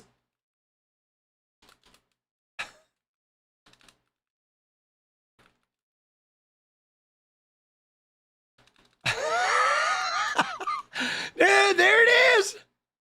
Oh, America is a Christian nation. Don't forget that. Whenever I see him talking about America being a Christian nation, I always put that picture with America is a Christian nation. Don't forget it, guys. Dude, Elf says, I swear, when I got removed from Sunday school because I asked too many questions, I was happy. Let's go. Oh, shit. Dude, that's a good one. Oh, my God. Right? That is crazy, dude. All right. Oh, look at this. Look at this. Hillsdale College. Okay, this was where Erika Kirk was the honorary speaker. Remember at Hillsdale College, guys? And look at this. It says, celebrate America with us. State fairs are known for funnel cakes and Ferris wheels. Our booth at the Great American State Fair added something else. A walk through the ideas, people, and moments that shaped our nation. Stop by to see us in the Faith and Family Pavilion booth. All right. Oh. Join us at the Hillsdale booth in the Faith and Family Pavilion at the Great American State Fair. I'm going to kill the fucking music. But look at that, dude. It is bumping. Dude, there's nobody there, dude. Crazy. By the way, this picture, this is a very famous picture, guys. Okay, this is from the signing of the Declaration. Okay, this is a very famous picture. Because it is from this photo. Okay? It is from this picture that they took that. Okay? They took this. This photo is the guys at the desk from this photograph right here. The guys with the papers at the desk. That photo is basically that. But every head that is covered with a red dot was a slave owner, guys.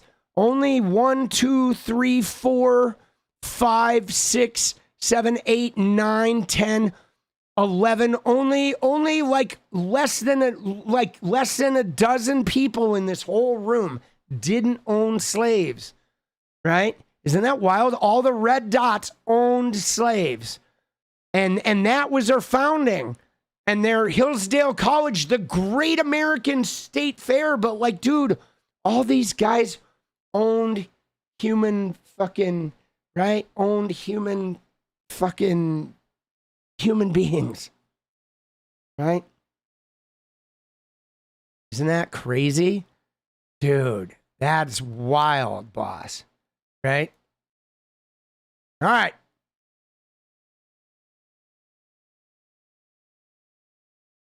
Dude, the Trump arch though is crazy. The little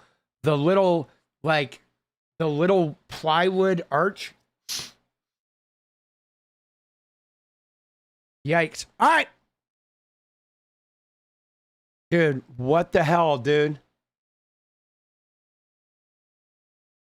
Dude, look at this shit, bro. Dude, what the hell, dude? It's like plywood with just some rubber fucking covering over it. Dude.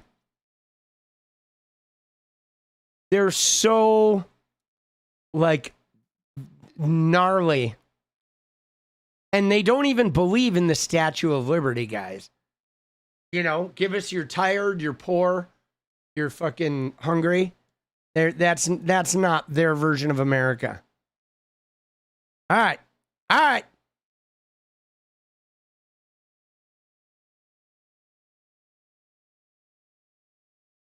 There's Doug Burgum. Brooke Rollins. Oh my God. And Laura Ingraham. Oh shit, dude. Dude, I didn't even recognize her. Look at her face. Dude, Laura Ingraham looks like the fucking, like, you know, John Merrick in that picture, dude. Jesus. She is frightening, bro.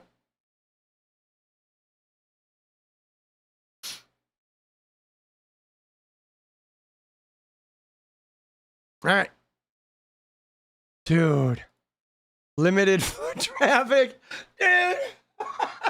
I feel like this image defines the entire fair. Right? There it is.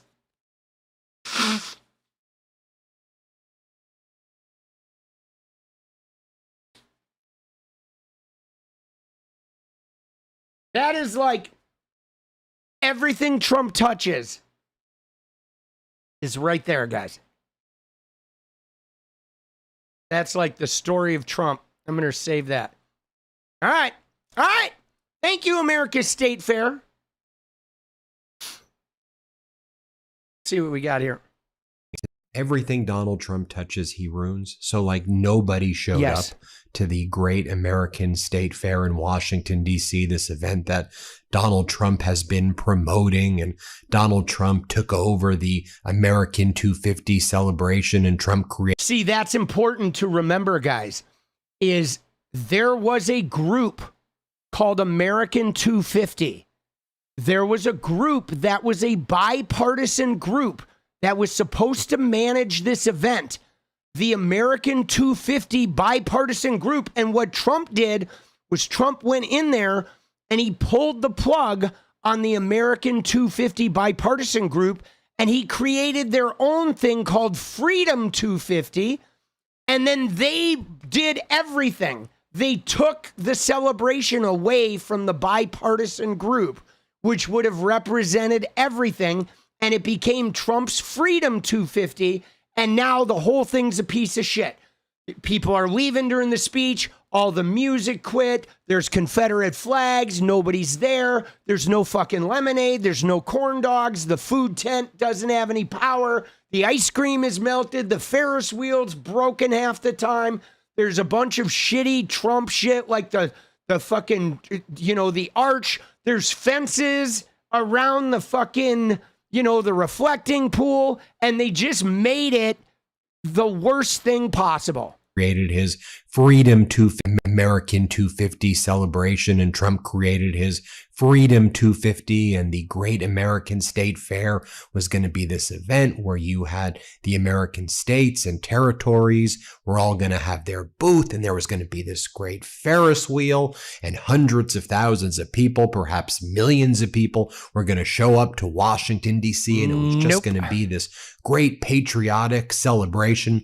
Nobody showed up. The Ferris wheel was broken.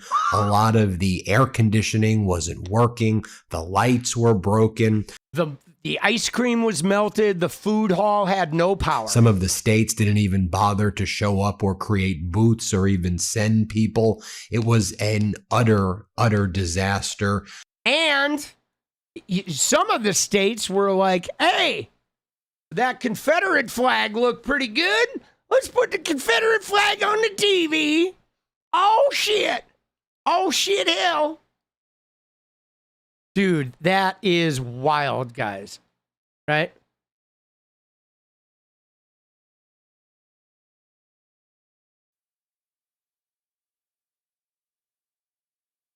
There it is. Dude, what do we have here? Hold on. I want to see this. I can't get enough of this.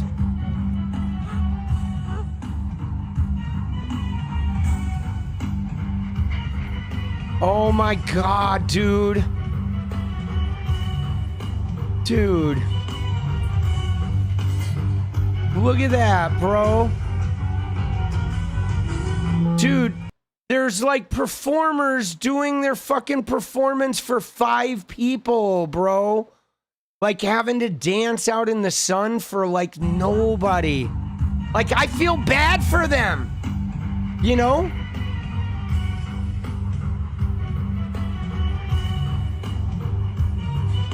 You know, like what if they like hurt themselves doing their acrobatic act for 5 people? Yes, ladies and gentlemen, we are Cirque Mechanics. We're all the way from Las Vegas. Really all the way from Vegas. Excited to be here with the National Endowment for the... No. Dude, listen to that. Yes, ladies and gentlemen, we are Cirque Mechanics. We're all the way from Las Vegas. Really excited to be here with the National Endowment for the Arts on the mall for the 250th. We're going to start it off with Ozzy and the drum.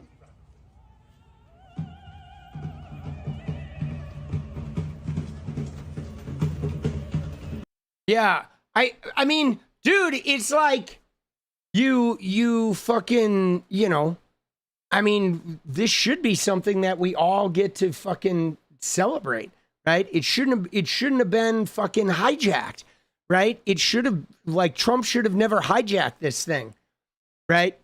He shouldn't have. That's fucked up because we don't know when they signed up, and we don't know, like, the other thing that's hard about a group like that is you don't know if they need like that endowment arts money, okay? Like, small dance troupes or what have you, or theater groups, they may have to go and do something like this because they need the arts money to keep going. And then they get there and the whole thing's been hijacked and turned into a partisan fucking piece of shit. And but they have to because they need that fucking arts money. Because I would imagine that Trump, I don't know what it's like, but I bet getting an NEA grant is probably, I wonder if he required them.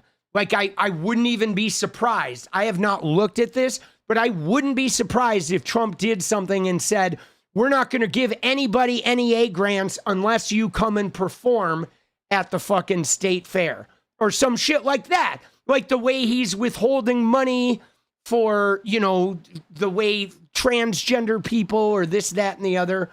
It's just so dirty, dude. Like, fuck him, bro. Fuck them.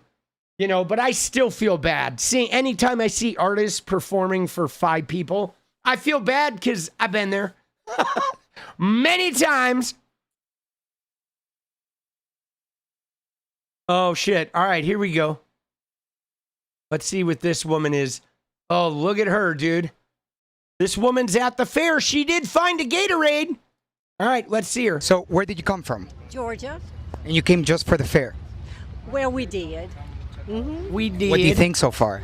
Well, it's great. We're just, starting out our day. We're loving it. What have you liked the most so far?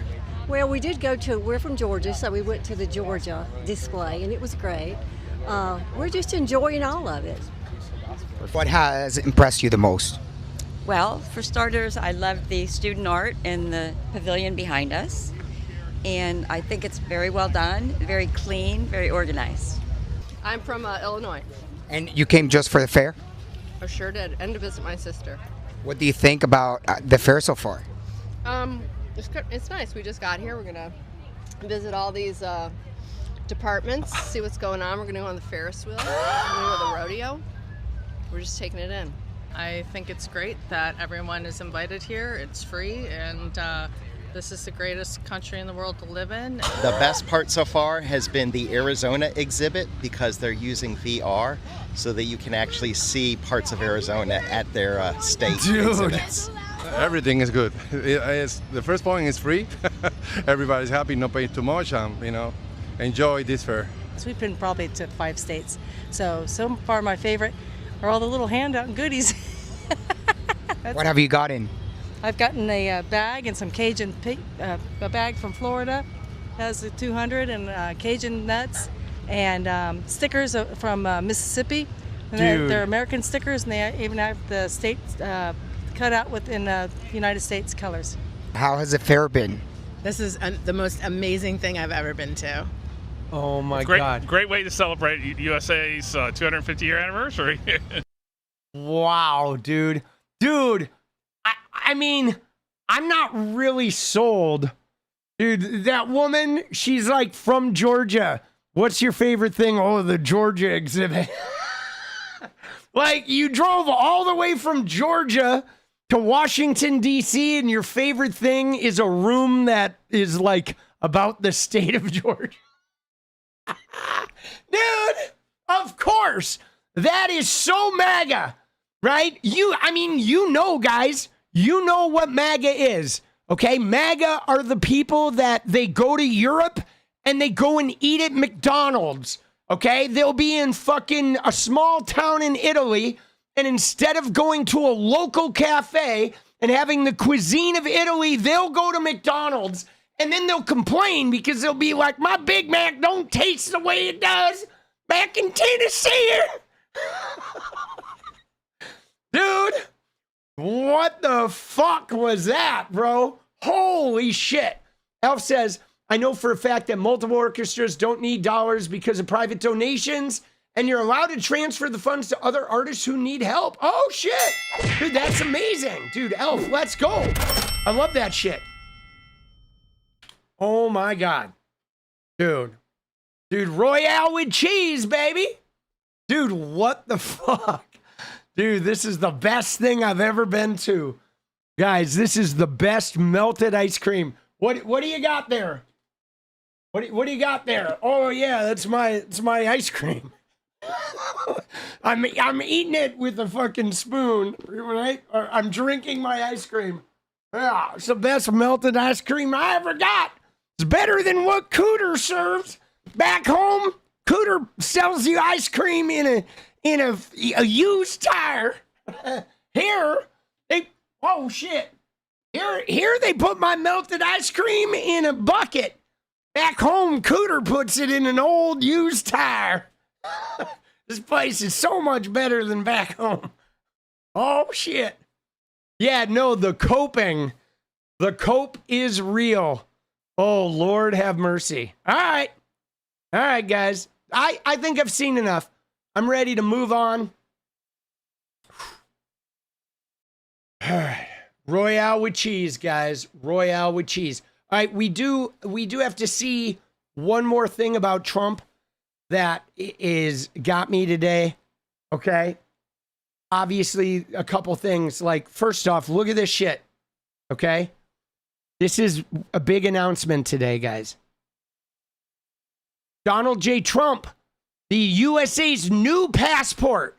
Okay. It's got a huge picture of Trump in front of the Declaration of Independence and a big United States of America 250, again with this scene from the slave owners of like signing the Declaration.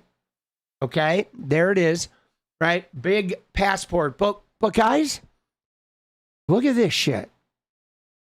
It says the USA's new passport, which says welcome, but be good. President Donald J. Trump. But guys, the passports are something U.S. citizens get. So why did he say welcome but be good? Because you don't get a passport when you're coming to America.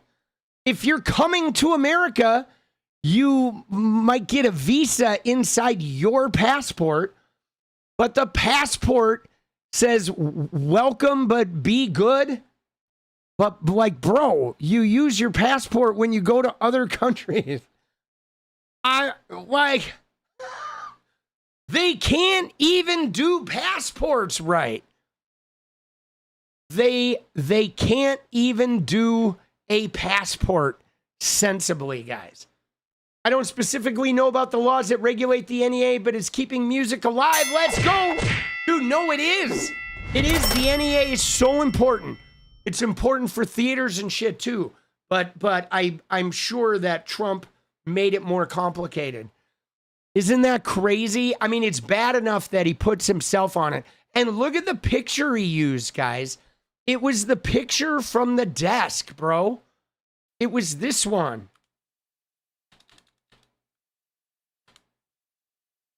It's this picture where he looks like he's fucking the desk. That's the picture he put in the passport.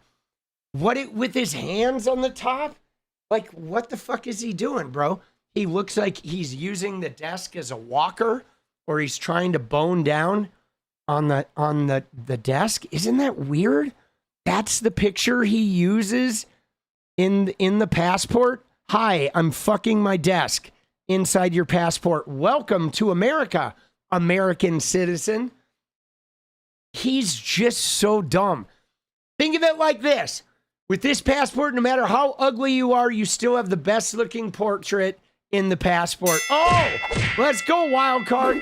Isn't that wild, dude?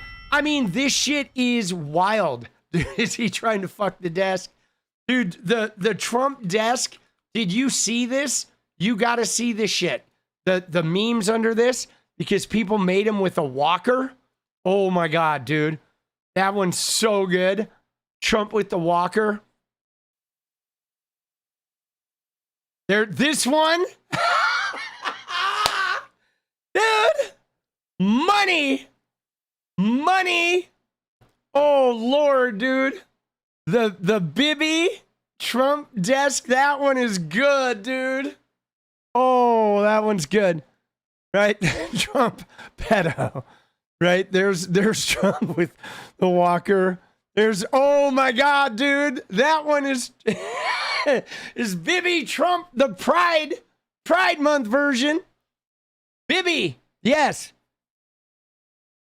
Fucking, right? 𝗵𝗍. I call him 𝗵𝗍. 𝗵𝗍. Oh, there's a good one. Dude, look at that. Oh, we got Jeffrey. I've got Jeffrey and Ghislaine on line 2, Trumpy. Dude, oh, fuck. There's one. Little mini walker. Oh, Lord, dude. This one's good, too. Fuck. Trump looking in the reflecting pool. Yeah, just search Trump desk on Twitter and you'll find these, right? 𝗵𝗍. I call him 𝗵𝗍. I know 𝗵𝗍, whatever. I call him 𝗵𝗍, dude.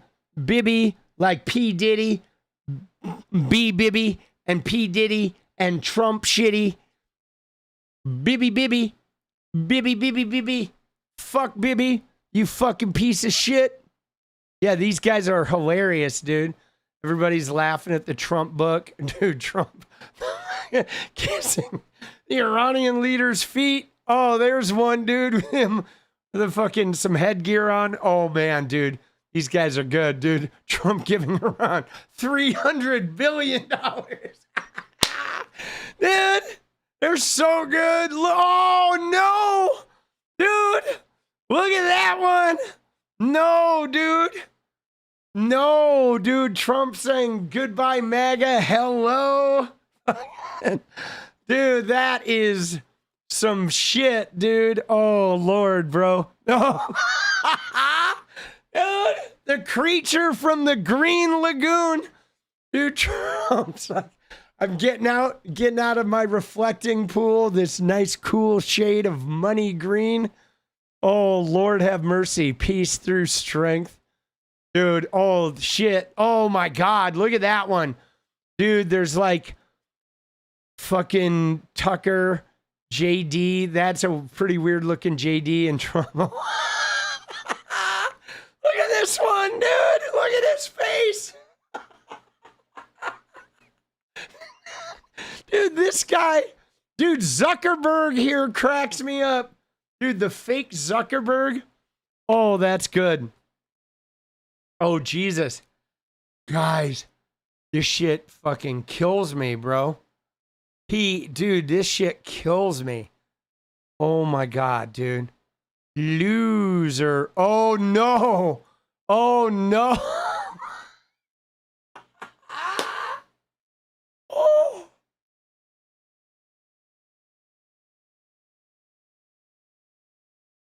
Oh. All right. Dude, and can I show you? Like, I don't know if you saw this, but this, did you see this? This one is pretty good too, dude. Right? We have an x-ray image of Trump's skull that has fucking Netanyahu in there with a little steering wheel. Dude, you see his little bones? So funny. Dude. Oh, shit. Dude, yes. Firmly in the driving seat. Yeah, now this would be, yes. This would have been a quality exhibit at the fair. Huh? This would have been quality. This would have been quality exhibits at the fair, guys. This is what we're talking about. Dude. This is your next profile picture. It's a good one. Yeah, you find it on my Twitter. I tweeted about it because I was like, bro, I saw that. And I was like, dude, that shit just gets me. That shit is money, dude. Right? Money. All right. Thank you, Trumpy. Thank you for being like terrible at what you do, for ruining everything. I mean, it's kind of a bummer, guys. It really is. Now, I don't know if you saw this, but we should touch on this because this reflecting pool stuff is getting crazy. Okay? I don't know if you saw this today, but so do you remember? Okay? Do you remember yesterday we saw that Mike Johnson post with the flag? All right, let me take you there. I'm gonna take you there because we saw the Mike Johnson post. All right, where he had the flag here. America is the most free, most successful, blah blah blah, most free. But look at this today, guys. Look at this. Okay, this is at the reflecting pool.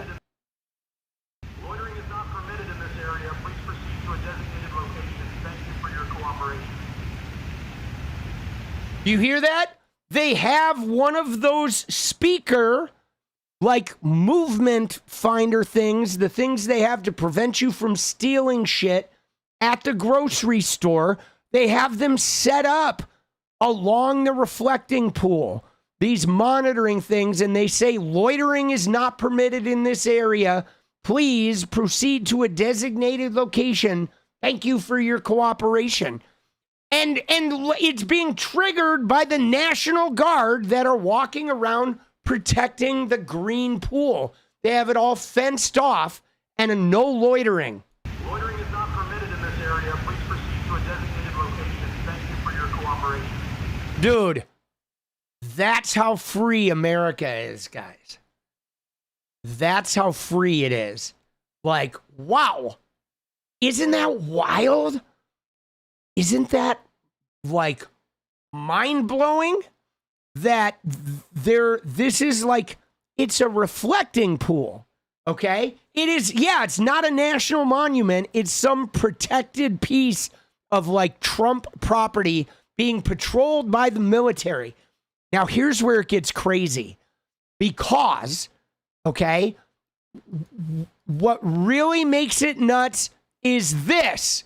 Look at this. It says Park Police seek woman in Lincoln Memorial Pool vandalism. But look what they've done, guys. They have an AI video.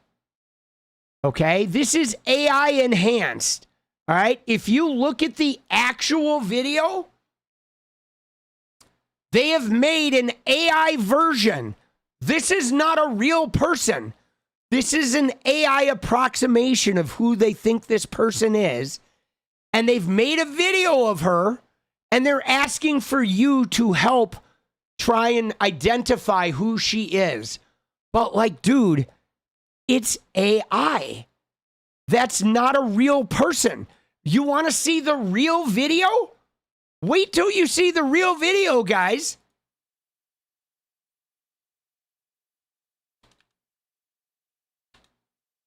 Wait till you see this. The actual video they have is this. Look at this. Suspected of vandalizing Watch this. the reflecting pool. Look at the video they have. Watch the real video. The Department of Interior gave us a look at individuals suspected of vandalizing the reflecting pool. Now, we haven't been able to verify This is the video, the woman. but take a look. June 19th. Okay, so this is the woman right here walking. If you look, you see they have somebody here. This is the woman walking in the sweatshirt. But this is the image they have, guys. Male, blue shirt. All right. The Department of Interior gave us a look at individuals suspected of vandalizing the reflecting pool. Now, we haven't been able to verify the video, but take a look. June 19th, a male, blue shirt, reaches in, stays there for a little while. He goes back down, comes back up multiple times. What's he doing? Then a female, white tote bag. She reaches in, needs a better angle, sets the bag down, dives in a little deeper. And we don't know who these people are. No one was stopped or questioned by police, so no arrests. And we don't have the police report yet. But what are they doing with their hands in the pool? Are they cutting the lining? Now, mind you, there's people all around them, okay? Yeah, there's people. Look at all the people there. Are they peeling off the paint? Now, we don't know if they're committing a crime. They'll probably tell you they dropped their wedding ring. The Department of Interior says this, quote, in the video, you're seeing two suspects observed destroying and removing a piece of the lining and attempting destruction of the lining. This incident took place on June 19th, 2026, and we are investigating. Destroying, injuring, defacing... Blah. It's a federal crime. So what they did from that crazy video, okay, now check it out, guys. They're saying they're 170 foot long. Those people didn't move. They didn't move. I think there was a piece of something floating there, and they were probably grabbing it, of course. But they took they took this video, guys, of a woman, okay, of the woman, and they created this AI photo and said, have you seen this woman? U.S. Park Police have released video and photos saying, try to identify this AI-generated woman. Dude. That is insane. Now, you ready though? It gets better. Because look at what Meidas investigated this, guys. And today, look at what they dropped, guys. Watch this. Let me show you the Meidas exclusive where they talked to the company that did the liner. All right? Right here. Reflecting pool sealant supplier joked about algae, rhino linings, and that's not the one. It was this, okay? Trump claimed a saboteur armed with a box cutter caused a 350-foot gash in the newly renovated reflecting pool. And then they used some video of people not moving, and then they create an AI avatar of that woman. They're like, oh, help us identify the people that didn't move. Like, did the pool move? How did this thing get 350 feet, right? Sorry, I'm having a nose moment. But the manufacturer behind the product says the issue was finish coat separation and makes no mention of vandalism, sabotage, or criminal activity. All right? Right? The statement from the fucking coating supplier is different. Okay? The statement from the coating supplier, like Trump claims sabotage, and Rhino Linings, a company known for truck bed liners, said it was aware of reports of localized areas of finish coat separation. It had been informed by the project team the issue was limited to isolated areas of the finish layer and did not affect the underlying waterproof membrane. Okay? So you know what I mean? So they're saying the membrane is fine and not cut. And in fact, it was the finish coat separated, which could have happened if they did the finish coat and didn't leave it long enough before they refilled it. Not enough curing time, right? Why would they not have enough curing time? Because Trump made them get ready for his birthday celebration, which was several weeks before the fair. Touche. And yes, why would you hire a truck liner company to do the lining on a reflecting pool? That, my friend, is a question for the ages, right? Right? Rhino Linings, a company known for spray-on truck bed liners. They hired a company that does spray-on bed liners for trucks to do the lining of a reflecting pool. And then they put hydrogen peroxide in there. Dumb fucks. Bro. Oh my God. Dumb fucks. Isn't that wild? Dude, they're so crazy, guys. They're so crazy.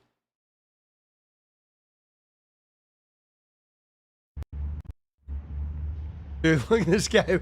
The fuck Trump banner. Dude, let's go. I love it.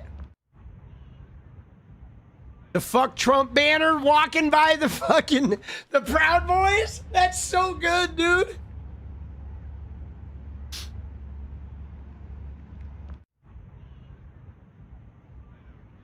Dude, look at the fucking guys. That is money, bro. That shot right there of the fucking, these guys. They're all looking at the fuck Trump thing. Amazing. Dude, you worked for Rhino, you worked with Rhino Liner? Dude, I mean, Rhino Liner just sounds like a MAGA company. And that's probably what they did. They just hired somebody MAGA to give them money. And, you know MAGA, they can't do anything right. They can't. That shit is wild. Okay? So, Rhino Liners. Yo, dude. Dude, rhino liners. Wait, hold on. Yo, political punk here. Yeah.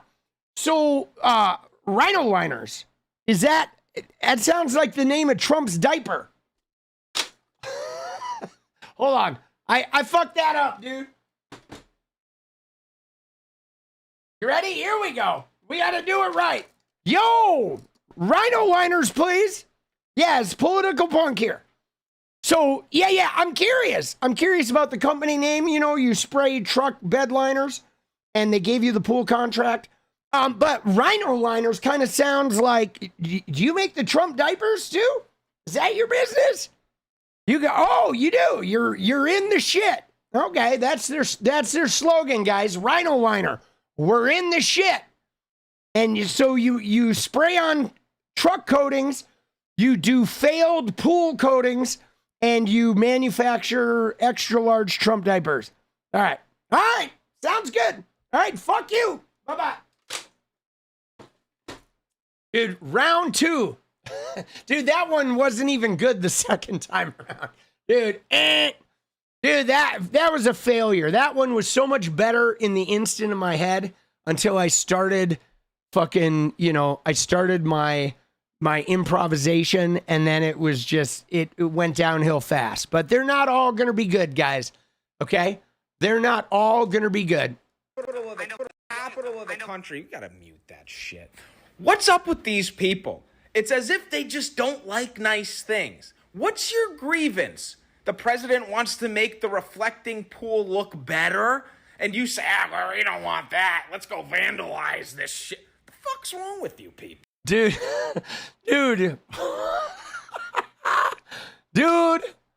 it's like, yo, fuck nuts, buddy. Like, it's not that we don't want the reflecting pool to be good. It's the fact that Trump has done nothing, and right, he's done nothing. No prices have come down. He started an unnecessary war. He's withheld money from all the blue states. He's attacked Americans with the National Guard. Failed. No power bill decreases. He's cut everything good. Children's cancer research, anything that helps poverty around the world, everything good has been cut, demolished, destroyed. He destroyed the Department of Education. And then he makes his big thing is like, I'm going to fix the pool. And then he fucks it up, bro. And then he makes it worse and terrible. And then he blames everybody but himself and the fucking weird mobster looking motherfucker he paid to do a terrible job. So it's not that we don't like nice things. It's that this guy keeps fucking everything up. And even the things he celebrates, he makes bad. And he ruins everything. And it doesn't have to be that way. Okay? The world doesn't have to look like shit because some Nepo trash motherfucker fucked it all up. All right? That's what it is. And no offense, buddy, but dude, you need a new hairstylist. You do. What the fuck, bro? Where'd you get your hair done? Dude, he fucking Milli Vanilli's blind uncle fucking did this guy's hair. Dude. Oh shit. Oh, look at that. The reflecting pool carving knife for sale for a mere $49.99. You can get a knife that cuts through this magical reflecting pool liner. Oh, yeah. I even forgot he destroyed the East Wing. Yeah, he put up that gold shit on all the walls in the White House. And there we go, dude. This, though, you cannot convince me that any foam sealant or whatever, because see, there's been a problem with these big slabs. They move. Okay, so there's been a problem with water leaking out through this edges. But look at this. They have 1, 2, 3, 4, 5, 6, 7, 8, 9, 10 SUVs driving on this thing. This is like 120,000 pounds of machine vibrating the shit out of concrete bases that are not supposed to move. that moving them causes a problem with pool leaking on the edges. And now, sure enough, after they drive on these things, they do a liner and some coating, and then all of this fails.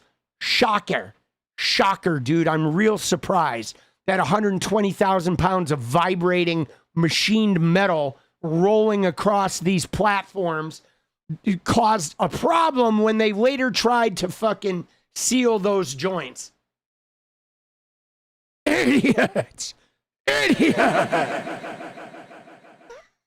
Dude, come on.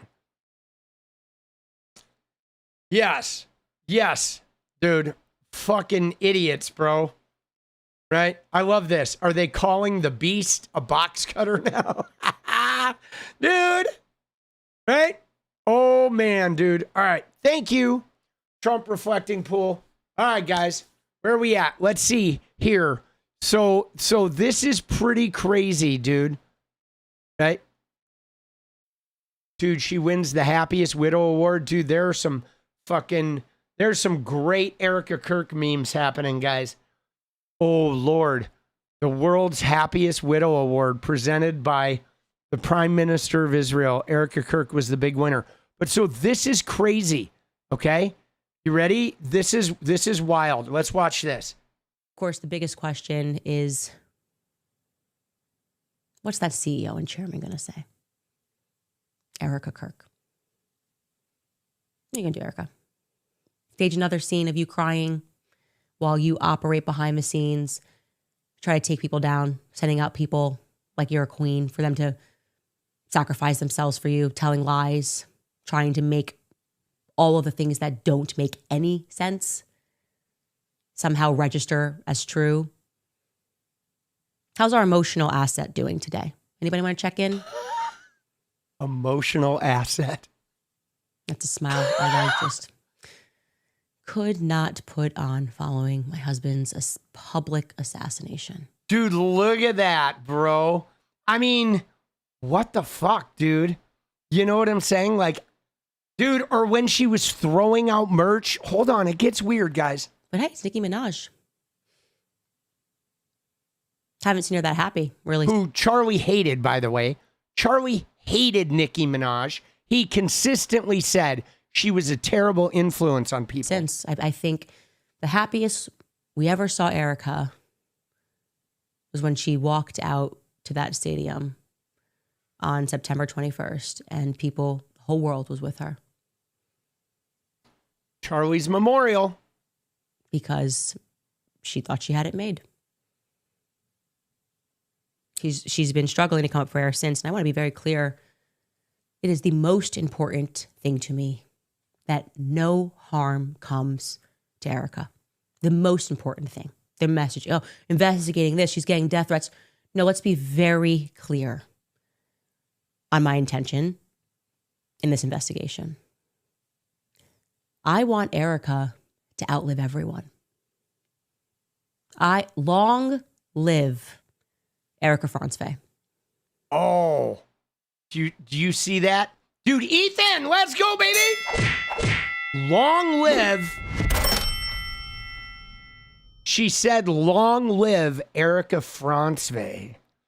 So she is now like maiden naming her. Okay. Right? She's like separating her from Kirk. Now, it gets weird though, guys, when you see what's been going on. Death is easy, actually. Death is easy.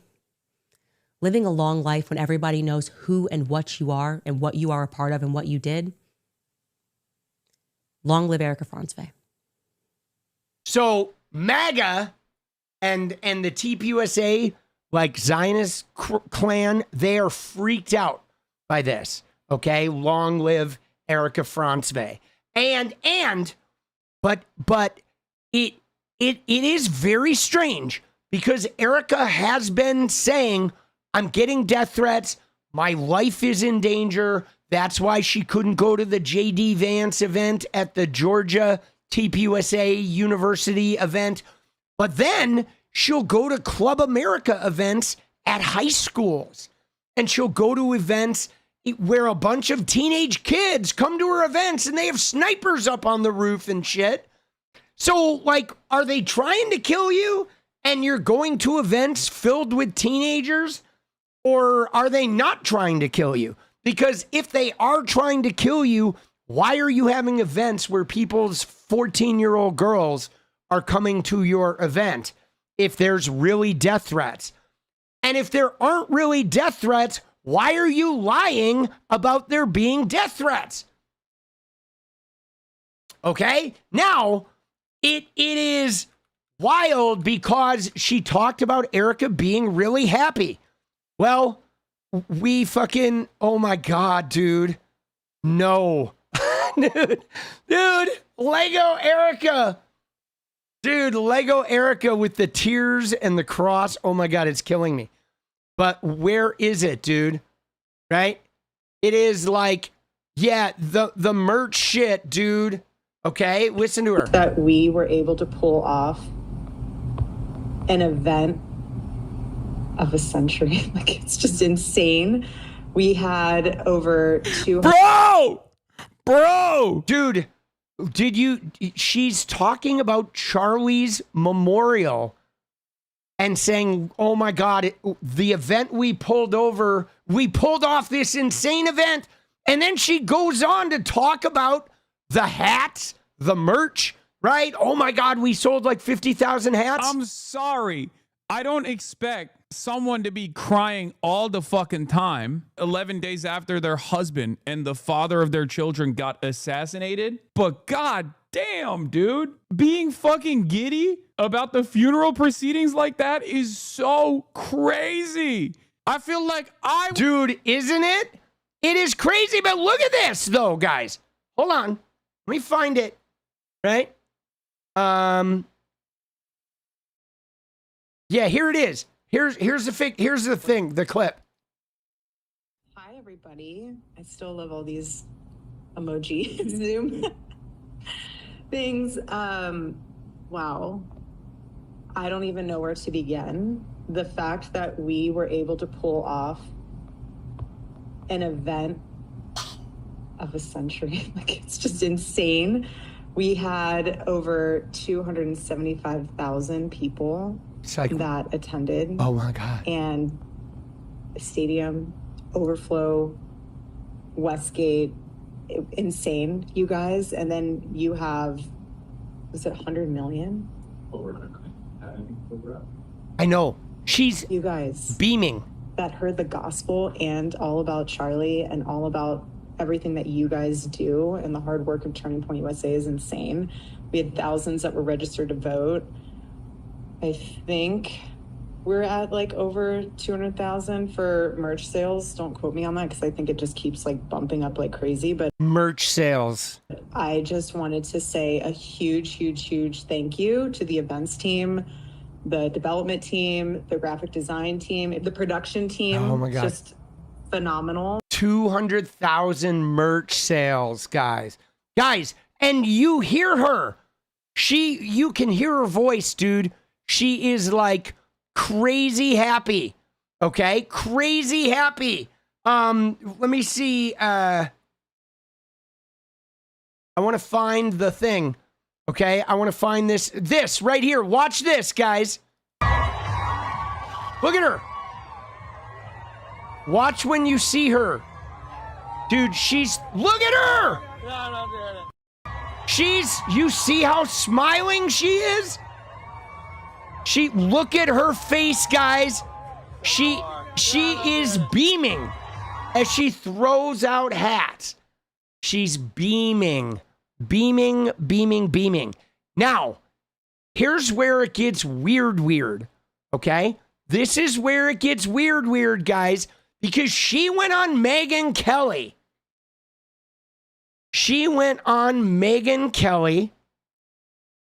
And she made a claim, okay,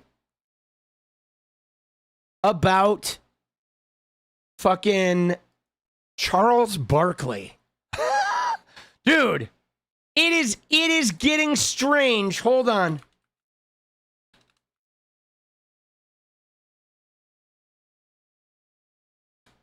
She's on Vicodin.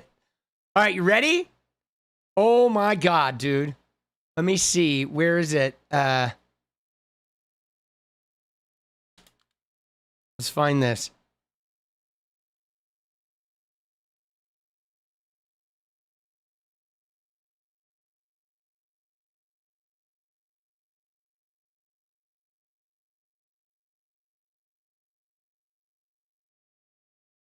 Oh, dude, this is crazy.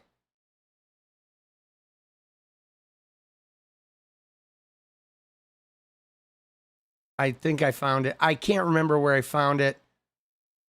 I thought it was on the Erika Kirk tab.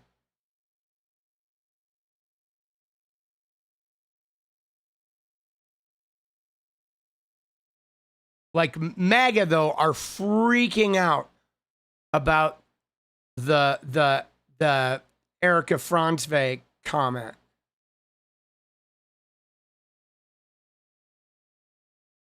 Dude, what is this? What is this? There's a clip of Charlie. Let's see this.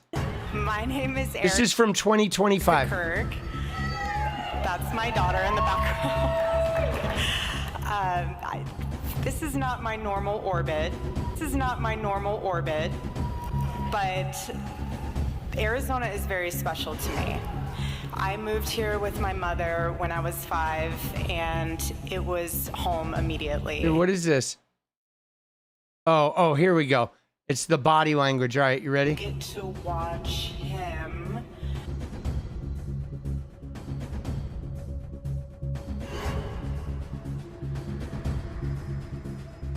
It's like not very conclusive. I don't know what that was. But let me see if I can find this thing about her on Megyn Kelly. Fuck, bro. Dude. You repost them when you find them. They'll appear in order. You look them up. Yeah, normally I bookmark. Maybe I bookmarked it. Right? Did I bookmark it? I did not. Hold on. I know how to find it. Okay. Right here. Okay. So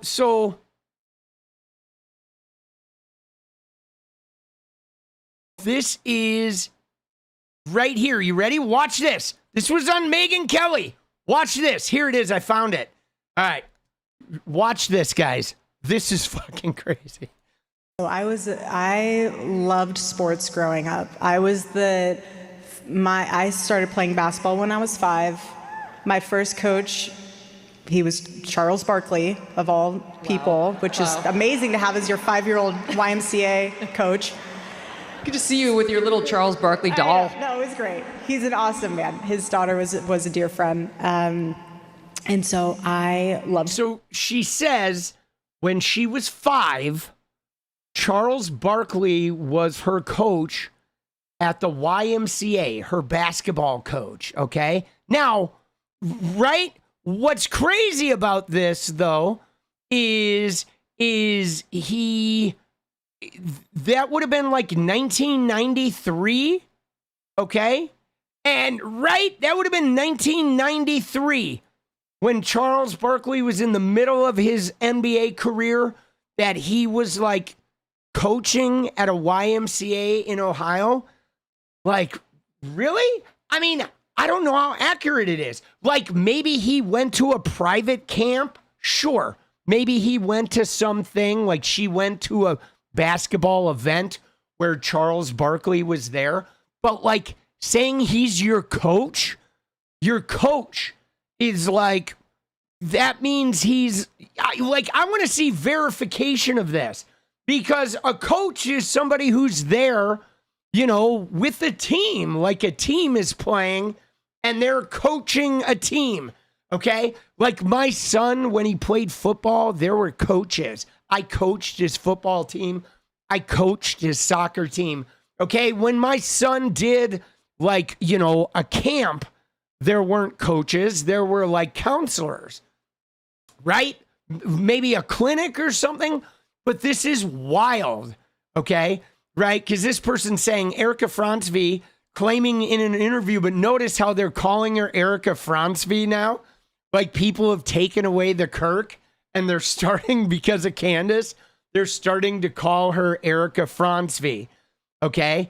And so she's claiming that she was coached by Charles Barkley at an Ohio YMCA when she was 5 years old. So in 1993, when Charles Barkley was at the peak of his NBA career, he managed to go after school, like basketball coaching at a YMCA in Ohio. I mean, there's a pretty good chance that she's lying here. That Miss 𝗏𝗏𝗏, again, who has been well known to be lying about, I never dated anyone before Charlie, but then we find out she was dating Charlie's friend, 𝗏𝗏𝗏𝗏𝗏𝗏𝗏𝗏, and she was on like dating shows, and she was like a known party girl, but I never dated anyone, right? Right, she's working for Corcoran Group, which managed Epstein's real estate deals, and she never sold any real estate. She maybe worked for a modeling agency that was connected to Epstein. Dude, this shit is bizarre. All right. So Miss 𝗏𝗏𝗏𝗏𝗏 or 𝗏𝗏𝗏𝗏 or however you want to fucking pronounce it. Candace says 𝗏𝗏𝗏𝗏𝗏𝗏. 𝗏𝗏𝗏𝗏𝗏. Miss 𝗏𝗏𝗏𝗏𝗏.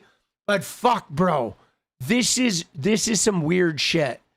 Okay? And yes, she has very strong fucking same-sex tendencies. We do believe that she's, somebody who bats from both sides of the plate, right? She likes to swing at the ball from both sides of the plate. She put the V in 𝗏𝗏𝗏𝗏𝗏𝗏, right? She put the, Erika Kirk, Erika 𝗏𝗏𝗏𝗏𝗏𝗏 put the V in 𝗏𝗏𝗏𝗏𝗏𝗏. Yes, she did, boss. Oh, yes. Dude, I have the fish fillet, dude. You ready? Hold on. I got that image, boss. Dude, let's go, dude. I got the Erika. Oh, yeah, dude. This is my favorite Erika Kirk photo, guys. Where you at? There it is. The Fendi. Dude, Miss Erika Kirk. Look at that, wearing her big Fendi, and it says, what she order? Fish fillet? Dude, what she order? Oh, shit, dude. What she order? Fish fillet? 2018, right? Oh, yeah, baby. Dude, I mean, and again, guys, for me, there's nothing wrong. If you want to order fish fillet, you want to be on Girls Gone Wild, you want to have an OnlyFans, be a porn star, be an escort, none of that matters to me. What does matter to me, however, though, are people that do this shit and behave like this, but then they claim some type of Christian moral superiority, and they lie in judgment of gay and trans people or the way other people live their lives. So that is the shit that I have a problem with, is when you're the fish fillet, like batting from both sides of the plate, party girl. Oh, fish fillet. Smells good. Oh, come here, sweetie. Right? But meanwhile, you're out there like condemning LGBTQ people and Pride Month and all of that other bullshit.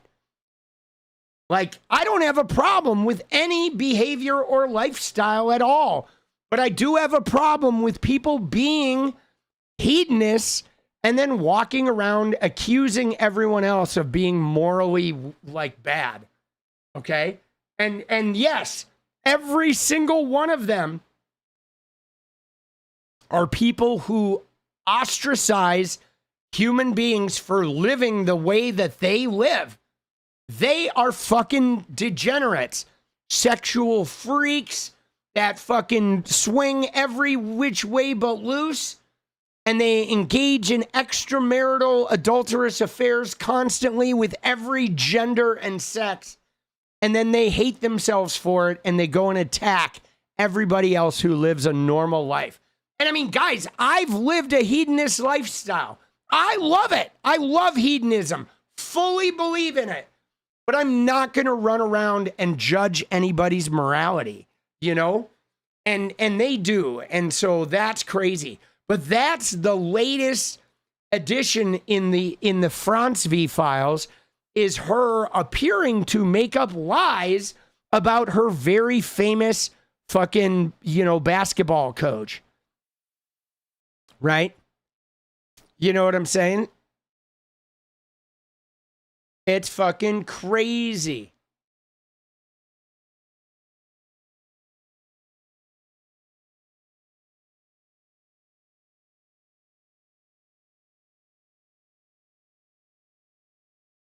And then what did she say? So I loved sports.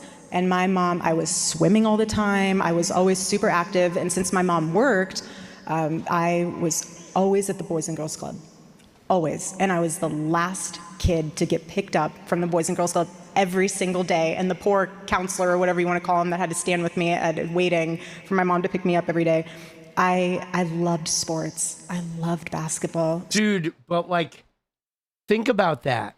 I mean, if that is true, guys, this story, she was a person who got fucking taken to the Boys and Girls Club all day while her mom worked. I know now it's the Boys and Girls Club. Before it was the YMCA.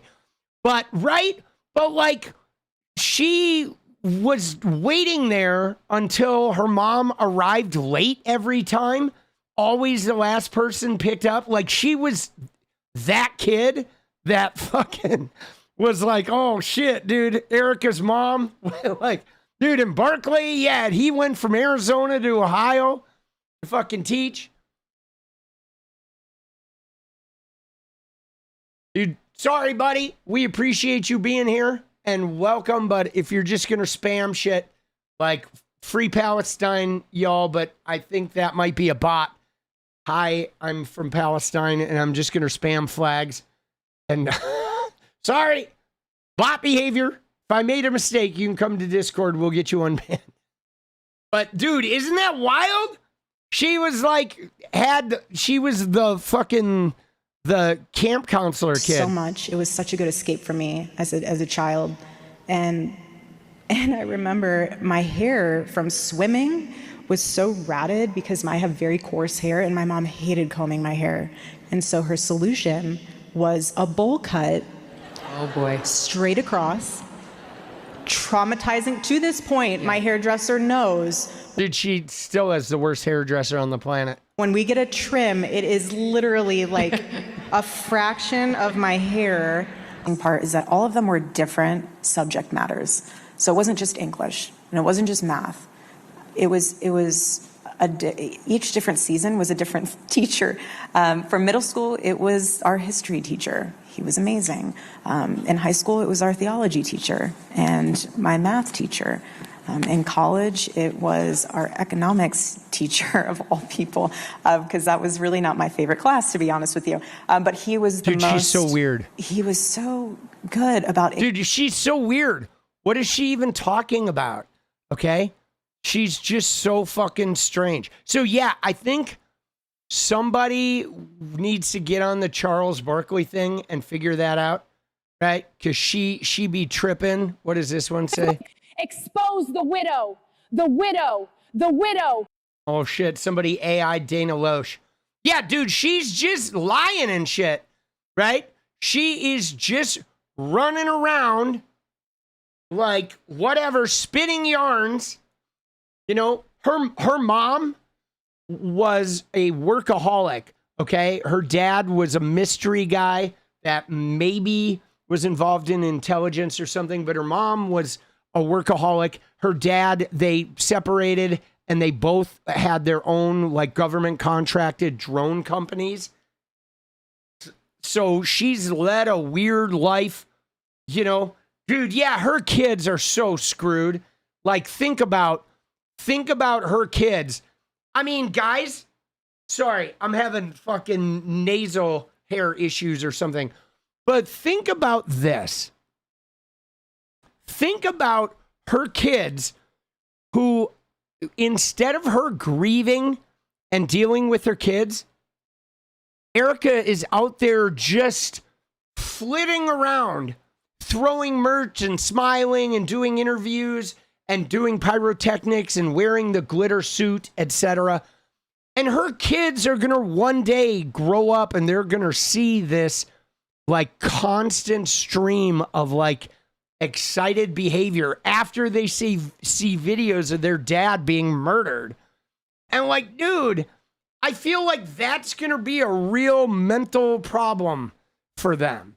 You know what I'm saying? Like that's going to be a real situation that they're going to have to contend with, that they're not going to be able to just pretend like they didn't see that shit, you know?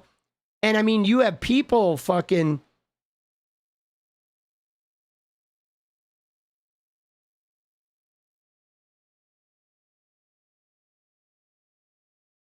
you know, like, dude, it is some weird shit, guys.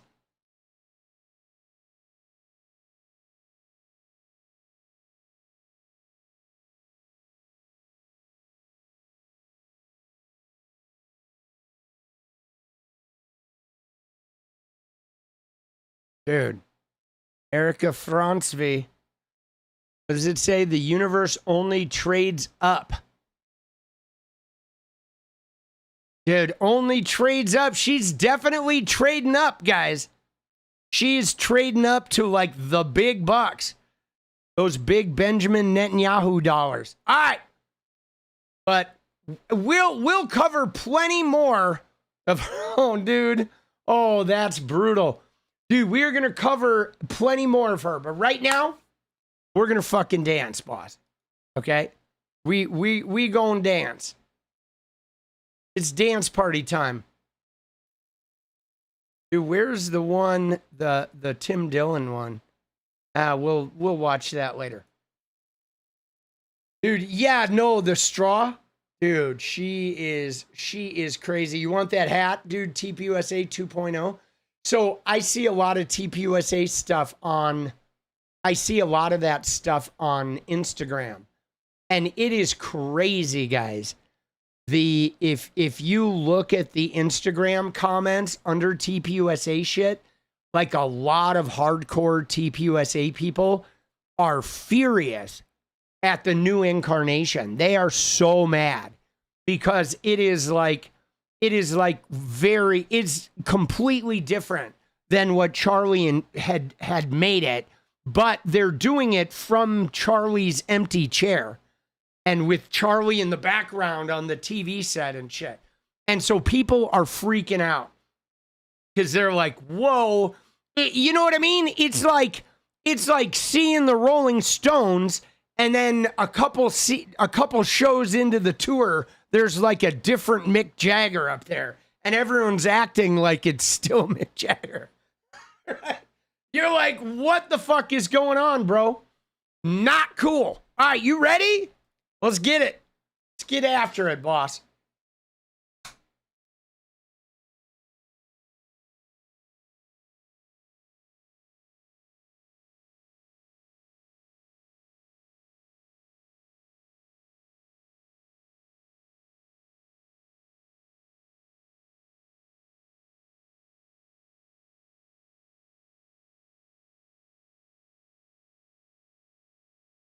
All right, yo, ma.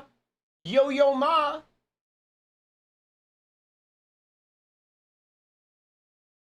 Let's go.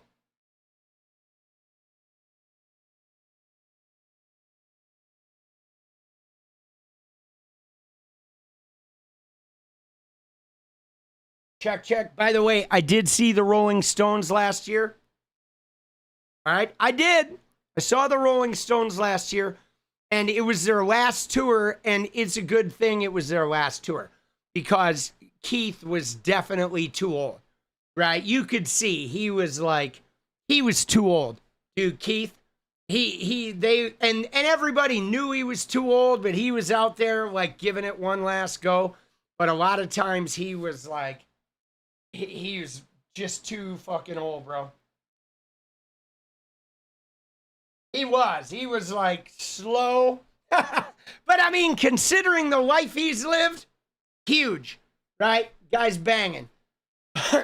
But definitely too slow to still be playing music. All right, here we go. Let's go, baby. Time for a little deja vu. Time to work those kinks out. Let's get it. Oh, thank you. Thank you to everybody. All the donos. Thank you for fucking Elf quarterbacking and telling us some stories. We appreciate all you guys. Dude, your mom's favorite band? Let's go. Dude, yeah, no, you know what's crazy? Here, let me just tell you. So this is going to be wild. So when I was 19 years old, okay? When I was 19 years old, I went to see Guns N' Roses because Guns N' Roses was my favorite band. And Guns N' Roses was opening up for the Rolling Stones, okay? And I've never been a Rolling Stones fan. I saw some of their videos on MTV, but their music was a little blues, rocky, sort of, not really my style. But they were really good live. This was at the LA Coliseum. Guns N' Roses went on, then the Stones went on, and I was like, holy shit, dude. The Stones were really good. Like, they were better than Guns N' Roses. They were way better performers. Obviously, they'd been doing it for much longer. But I was blown away at 19. When my son was 19, we went to see the Rolling Stones in Seattle. Isn't that wild? So I saw the Rolling Stones when I was 19, when I went to see Guns N' Roses. And then my kid, when he was 19, he was very into the Rolling Stones. And so he took me to see the Rolling Stones when he was 19. Isn't that wild? Dude, craziness. That shit is, I think that shit is pretty wild. Life, man. You know? Life. Life is fucking wild. Let's go, baby. All right, Guns N' Roses. All right, here we go. Let's get it. Thank you, guys. Oh, time for it. Come on, baby. Come on.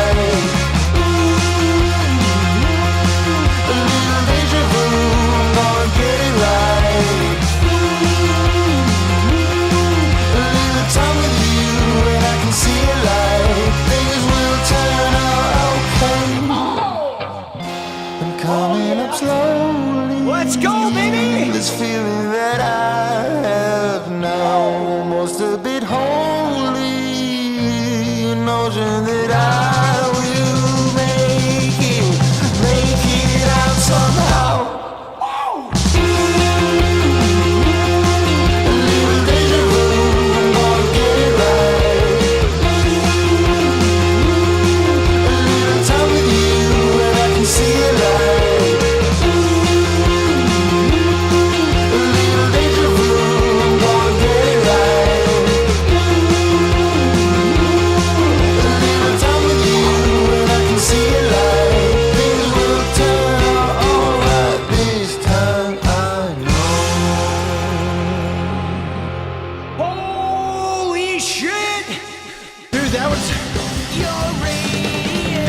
A fucking workout.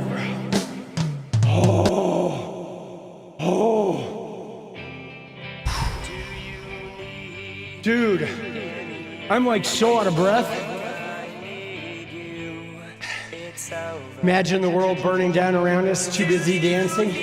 I mean, sometimes you just gotta dance.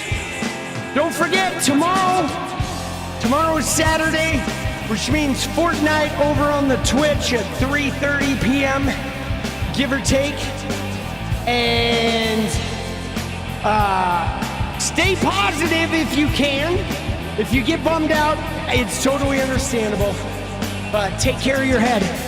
We got a long road ahead. We do, guys.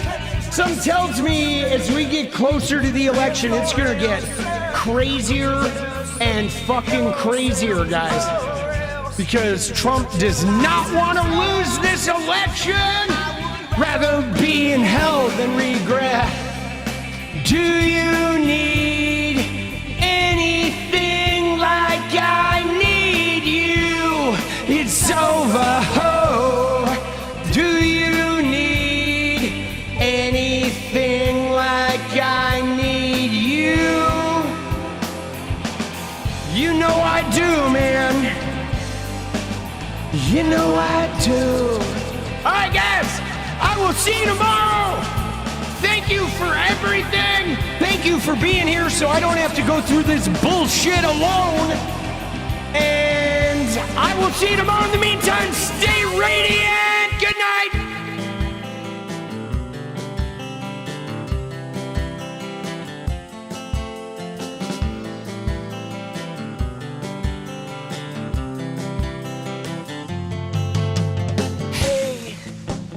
I just wanna change the world. I just want the perfect girl. I don't wanna hang around, I'd rather be found. It gets better, I wonder, my pleasure together. Everyone's waiting, anticipating.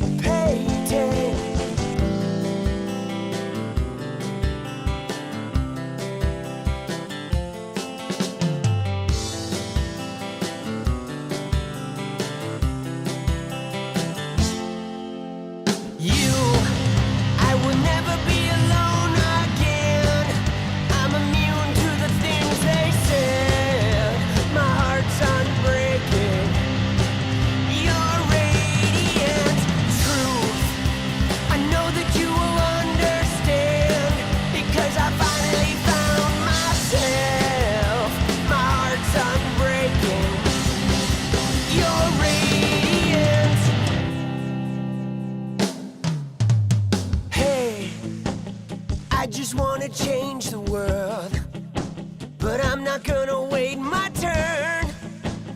I don't ever want to come down, I'd rather be found. It gets better, I wonder, my pleasure together.